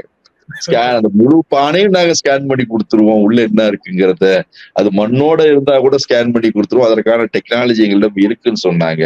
இது போல டெக்னாலஜிக்கல் எங்களுக்கு தெரிய வந்தால், அது இன்று பயன்படுத்தப்பட்டால் பல ஆதாரங்கள் நம்ம கண்டுபிடிப்பதற்கு வாய்ப்புகள் இருக்கு. ஏன்னா ஒரு முதுமக்கள் தாலியை நாங்க திறந்த பிறகு அது நாங்க ஓபன் பண்ணிட்டு வெளியில நாங்க ஓபன் பண்ணும் பொழுது இன்னைக்கு இருக்க பிரசன்ட் என்விரான்மெண்ட்டுக்கு எக்ஸ்போஸ் ஆச்சுன்னா கண்டாமினேட் ஆயிடுது. அந்த கண்டாமினேட் ஆன பிறகு நீங்க அதை டேட்டிங் பண்ணி ஒன்ற பிரயோஜனம் கிடையாது. டேட்டிங் ரிசல்ட்ஸே உங்களுக்கு கொடுக்காது. அந்த ஒரு நிகழ்வு எல்லாம் தவிர்ப்பதற்கான தொழில்நுட்பங்கள் இருந்தால் மிக அருமையாக இருக்கும். காலக்கணிப்பு செய்வதற்கு மிக உகந்ததாக இருக்கும் அது. இது பார்த்து கொண்டிருக்கிற இளைஞர் யோதிகளுக்கு பெரிய வாய்ப்பு காத்திருக்கிறது. புதிய தொழில்நுட்பங்களை தொல்லியல் துறையில் புகுத்துவதற்கான வாய்ப்பு. அதே போல இப்ப நான் சிங்கப்பூர் போயிருந்தப்ப ஆர்டிபிஷியல் இன்டெலிஜென்ஸை கூட பயன்படுத்தலாம் என்று சொல்லுகின்றார்கள். நாங்க சொன்னோம், எங்களுக்கு நீங்கள் அதை செய்து காண்பித்தால் எங்களுக்கு புரியும். எங்களுக்கு எப்படி நீங்க செய்து இதை வைத்துக்கொண்டு தொல்லியல் துறையில் நம்ம எப்படி பயன்படுத்தலாம் என்று ஒரு செயல்முறை விளக்கத்தை செஞ்சு காமிச்சாங்கன்னா, ஏன்னா இன்னைக்கு இருக்க இளைஞர்கள் இந்த ஆர்டிபிஷியல் இன்டெலிஜென்ஸ் நிறைய ஒர்க் பண்றாங்க. அவங்க இந்த பிரிவிலையும் ஒர்க் பண்ணலாம், கல்வெட்டிலையும் ஒர்க் பண்ணலாம், தொல்லியல் துறையிலையும் ஒர்க் பண்ணலாம். ஒர்க் பண்ணும் பொழுது புது புது தகவல்கள் நமக்கு கிடைப்பதற்கான வாய்ப்புகள் இருக்கு.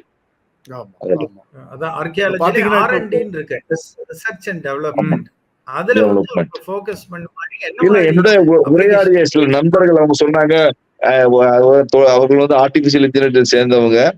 அவங்க எங்களுடைய நம்முடைய கீழடி உரையை கேட்க வந்த போது அவங்க கலந்துரையாடல் சொன்னாங்க, எப்படி பயன்படுத்துறது எங்களுக்கு சொல்லி கொடுத்தீங்கன்னா நல்லா இருக்கும்னா. அவர்கள் மூலம் எங்களுக்கு டெக்னாலஜி வந்தா நாங்க அதை பயன்படுத்துறது நாங்க சொல்லி கொடுப்பதற்கு வாய்ப்பு கிடைக்கும் எங்களுக்கு. ஆமா ஆமா ஆமா, இது நிறைய பயன்படுத்தலாம். இப்ப பாத்தீங்கன்னா இப்போ ஒரு வரிசையா எழுத்துக்கள் இருக்கும்போது இடையில சில எழுத்துக்கள் இல்லாம மிஸ் ஆயிடுச்சுன்னா, இப்போ artificial intelligence, generative artificial intelligence அந்த பேட்டர்னை பார்த்து அதுக்குரிய இந்த காலியா இருக்கிற இடத்தை நிரப்புவதற்கான வாய்ப்பு செய்கிறது. ஆமா, ஒரு கட்டிடத்தின் ஒரு பகுதி தான்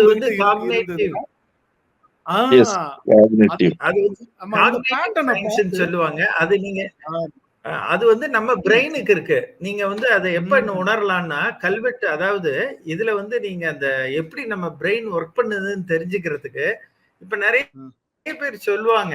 இப்ப உங்க பேர்ல இப்ப டில்லி பாம்புன்றதுல டிய மட்டும் கோட போட்டுட்டு பிக்கு பதிலா அந்த ஏ அந்த இது பண்ணாலும் நம்ம ஸ்டில் நம்ம பிரெயின் ரெகனைஸ் பண்ணுது இல்லையா? அத மாதிரி கல்வெட்டு ஆய்வுல பார்க்கும்போது நம்ம பிரெயின் எனக்கு தெரிஞ்ச வரைக்கும் எல்லாருமே பாத்தீங்கன்னா 2-3 வேர்டை வச்சுக்கிட்டு ரீகன்ஸ்ட்ரக்ட் பண்ணுவாங்க. அப்ப அது நிறைய இடத்துல பாத்தீங்கன்னா எக்ஸ்பீரியன்ஸ் உள்ள, இப்ப கல்வெட்டு ஆய்வுல ராஜகோபால் இருக்காரு, பூங்குன்றன், ஒய் சுப்பராயலு, இந்த மாதிரி இவங்க எல்லாம் பார்க்கும்போது பாத்தீங்கன்னா அவங்க அந்த வார்த்தையை வச்சுக்கிட்டே அவங்க டக்குன்னு ரீகன்ஸ்ட்ரக்ட் பண்ணிடுவாங்க. அதே மாதிரியே நம்ம இது பண்ணலாம். அப்ப அது நீங்க அதுக்கான ஒரு அலோகிருதம் இதை கிரியேட் பண்ணி நீங்க ரீட் பண்ணலாம். ஆனா இன்னைக்கு பாத்தீங்க, நீங்க அதை படிச்சீங்கன்னா அது ரொம்ப ஒரு இன்ட்ரெஸ்டிங். இது நீங்க கல்வெட்டை 2-3 டெக்ஸ்ட் எடுத்து படிச்சீங்கன்னா அதுல வர்ற வாசகங்கள் ஒரே மாதிரியே இருக்கும். அப்ப அத நீங்க இப்ப நம்ம கூட நம்ம இதுல யூஸ் பண்றோம் இல்லையா? இப்ப இந்த மொபைல்ல டைப் பண்றதுக்கு நம்ம பயன்படுத்துறோம். இப்ப நம்ம அடுக்கும்போது அது ப்ரிடிக்ட் பண்ணுது. அதே மாதிரி அது பண்ணலாம். ஏன்னா இந்த கல்வெட்டுல நம்ம ஏத்திட்டா அதை பண்ணலாம். அது இந்த கல்வெட்டுகளை படிக்கிறதுக்கு அதுவும் பண்ணியிருக்காங்க சில பேர். நீங்க இப்ப என்ன பண்ணும், கல்வெட்டை படிக்கிறது கஷ்டமா இருக்கு. நீங்க ஒரு போட்டோ அடிச்சீங்கன்னா டெக்ஸ்ட் பாடம் வர்றது மாதிரி அது ஒரு ஏரியா. அதுல நம்ம அந்த காக்னேட்டிவ் இது பண்ணலாம். அது நம்மளுடைய மூளையோட திறனை நீங்க இது பண்ணலாம். அப்ப ஆர்கியாலஜி அப்படின்னு சொல்லும் போது அது நான் சொன்னேன் இல்லையா, ஆர்கியாலஜி இஸ் ஃபன், இது ஒரு இன்டெலெக்சுவல் எக்ஸசைஸ். இது மாதிரி நீங்க கல்வெட்டை படிக்கும் போது அதை நீங்க தன்னால உணர்வீங்க, எப்படி நம்ம மூளை இதுல பயன்படுத்தி புரிஞ்சு பல புதிய தொழில்நுட்பங்களை, நவீன தொழில்நுட்பங்களை உள் செலுத்துவதற்கான வாய்ப்புகளை கொண்ட தொல்லியல் துறை இதை வெறும் ஒரு மண்ணெடுக்கிற வேலையாக குறைத்து விடாமல் அதை ஒரு வரலாற்றை மீட்டெடுக்கிற ஒரு பெரிய பணியில் நம்முடைய பங்களிப்பை, எந்த துறை சார்ந்த மாணவர்களாக, இளைஞர்கள், யுவதிகளாக இருந்தாலும் உங்களுடைய பங்களிப்பை இதை நீங்கள் செலுத்துவதற்கான வாய்ப்புகள் இதில் இருக்கின்றன. படிப்புகள் என்னவென்று பார்த்தோம், அதற்கான கல்லூரிகள் என்னவென்று பார்த்தோம், வேலை வாய்ப்புகளை பார்த்தோம். நிகழ்வில் இணைந்த அனைவருக்கும் நன்றி. நிகழ்வில் சிறப்பு விருந்தினர்களாக கலந்து கொண்ட பேராசிரியர் செல்வகுமார் பயணத்தில் இருந்தாலும் புதுதில்லியிலிருந்து நேரலையில் வந்திருக்கிறார், அவர்களுக்கு நன்றி. உங்களை அனுப்பி தந்த தஞ்சை தமிழ் பல்கலைக்கழகத்துக்கு சிறப்பு நன்றிகள். நிகழ்வில் இணைந்திருக்கிற அமர்நாத் ராமகிருஷ்ணன் அவர்கள் குடும்பத்தோடு சுற்றுலாவில் இருக்கிறார். அவரும் நிகழ்வில் மாணவ மாணவிகளுக்காக நேரத்தை ஒதுக்கி நிகழ்வில் இணைந்தமைக்கு அவருக்கு நன்றி. அவருடைய ஆர்கியாலஜிக்கல் சர்வே ஆஃப் இந்தியா என்கிற இந்திய தொல்லியல் பகுப்பாய்வு நிறுவனத்துக்கும் நன்றி தெரிவித்துக் கொள்கிறோம். இப்போ உங்களுடைய இறுதி கருத்தை நீங்கள் பதிவு செய்து கொள்ளலாம். ஒரு நல்ல ஒரு வாய்ப்பு. இந்து தமிழ் திசை இந்த வாய்ப்பை வந்து ஏற்படுத்தி கொடுத்திருக்கு. அது உங்கள் மூலம் எங்களுக்கு இந்த வாய்ப்பை ஏற்படுத்தி கொடுத்திருக்கு. அதற்கு உங்களுக்கு நான் முதல்ல நன்றி சொல்ல வேண்டும். இந்து தமிழ் திசைக்கும் நன்றி சொல்ல வேண்டும். என்னுடைய துறைக்கும் நான் நன்றி சொல்ல வேண்டும். ஏனென்றால் இது மாணவர்களுக்காக ஏற்பாடு செய்யப்பட்ட ஒரு நிகழ்வு. ஏனென்றால் அவர்கள் தான் வருங்கால நெக்ஸ்ட் ஜெனரேஷன். அவங்க தான். ஏன்னா நாங்கெல்லாம் ரிட்டையர் ஆகி போயிட போறோம். எங்களுக்கு பின்னால் வருகிறவர்களுக்கு ஒரு வழிகாட்டியாக இந்த நிகழ்வு நடந்திருக்கு. ஒரு அருமையான ஒரு நிகழ்வு, அற்புதமான நிகழ்வு. அதற்கு ஏற்பாடு செய்த உங்கள் அனைவருக்கும் என்னுடைய மனமார்ந்த நன்றிகளை நான் தெரிவித்துக் கொள்கிறேன். எனக்கு இந்த வாய்ப்பளித்த இந்து தமிழ் திசை அமைப்பிற்கு முதற்கண் எனது நன்றியை தெரிவித்துக் கொள்கின்றேன். இந்த ஒரு நேர்முகத்தை மிக அழகாக கட்டமைத்து இளைஞர்களுக்கு எவ்வாறு தொல்லியலில் தங்களது வாழ்க்கையை அமைத்துக் கொள்ளலாம் என்பதற்கு வழிகாட்டியாக இருந்து இந்த நிகழ்வை நடத்தி கொடுத்த முனைவர் டெல்லி பாபு அவர்களுக்கும், உறுதுணையாக இருந்த சங்கர நாராயணன் மற்றும் எனக்கு இந்த நிகழ்வில் பங்கேற்க அனுமதி அளித்த தமிழ் பல்கலைக்கழகம், எனது நண்பர்கள் ஆகியோர் அனைவருக்கும் எனது நன்றியை தெரிவித்துக் கொள்கின்றேன். நன்றி, வணக்கம். நன்றி. பேராசிரியர் செல்வகுமார் அவர்களை அறிமுகம் செய்தவர் நண்பர் அமர்நாத் ராமகிருஷ்ணன். அவருக்கு இன்னொரு சிறப்பு நன்றி. இப்படிப்பட்ட தேவையான மாணவர்களுக்கு பயன்படுகிற, இளையோருக்கு தேவையான நிகழ்வுகளை தொடர்ந்து முன்னெடுக்கிற இந்து தமிழ் திசைக்கு எங்கள் அனைவரின் சார்பில் நன்றி. நிகழ்ச்சியை வழங்கி கொண்டிருக்கிற விஐடி சென்னை நிறுவனத்திற்கும், உடன் வழங்கி கொண்டிருக்கிற ஈஸ்வரி பொறியியல் கல்லூரி, ஆல்பா பொறியியல் கல்லூரி, சவிதா பொறியியல் கல்லூரி உள்ளிட்ட 3 கல்வி நிறுவனங்களுக்கும் நன்றியை தெரிவித்துக் கொள்கிறோம். நிகழ்ச்சியினுடைய இறுதியில் இந்த நிகழ்ச்சிக்கு முதலில் பதிவு செய்த 10 பார்வையாளர்களுக்கு புத்தக பரிசுகள் காத்திருக்கின்றன. உங்களுடைய பெயர்கள் விரைவில் திரையில் காண்பிக்கப்படும். உங்களுக்கான புத்தகங்களை இந்து தமிழ் திசை உங்களுடைய வீட்டு விலாசத்திற்கே அனுப்பி வைக்கும் என்ற தகவலோடு மறுபடியும் ஒரு முறை நன்றி தெரிவித்து விடைபெறுகிறோம். நன்றி, வணக்கம். நன்றி.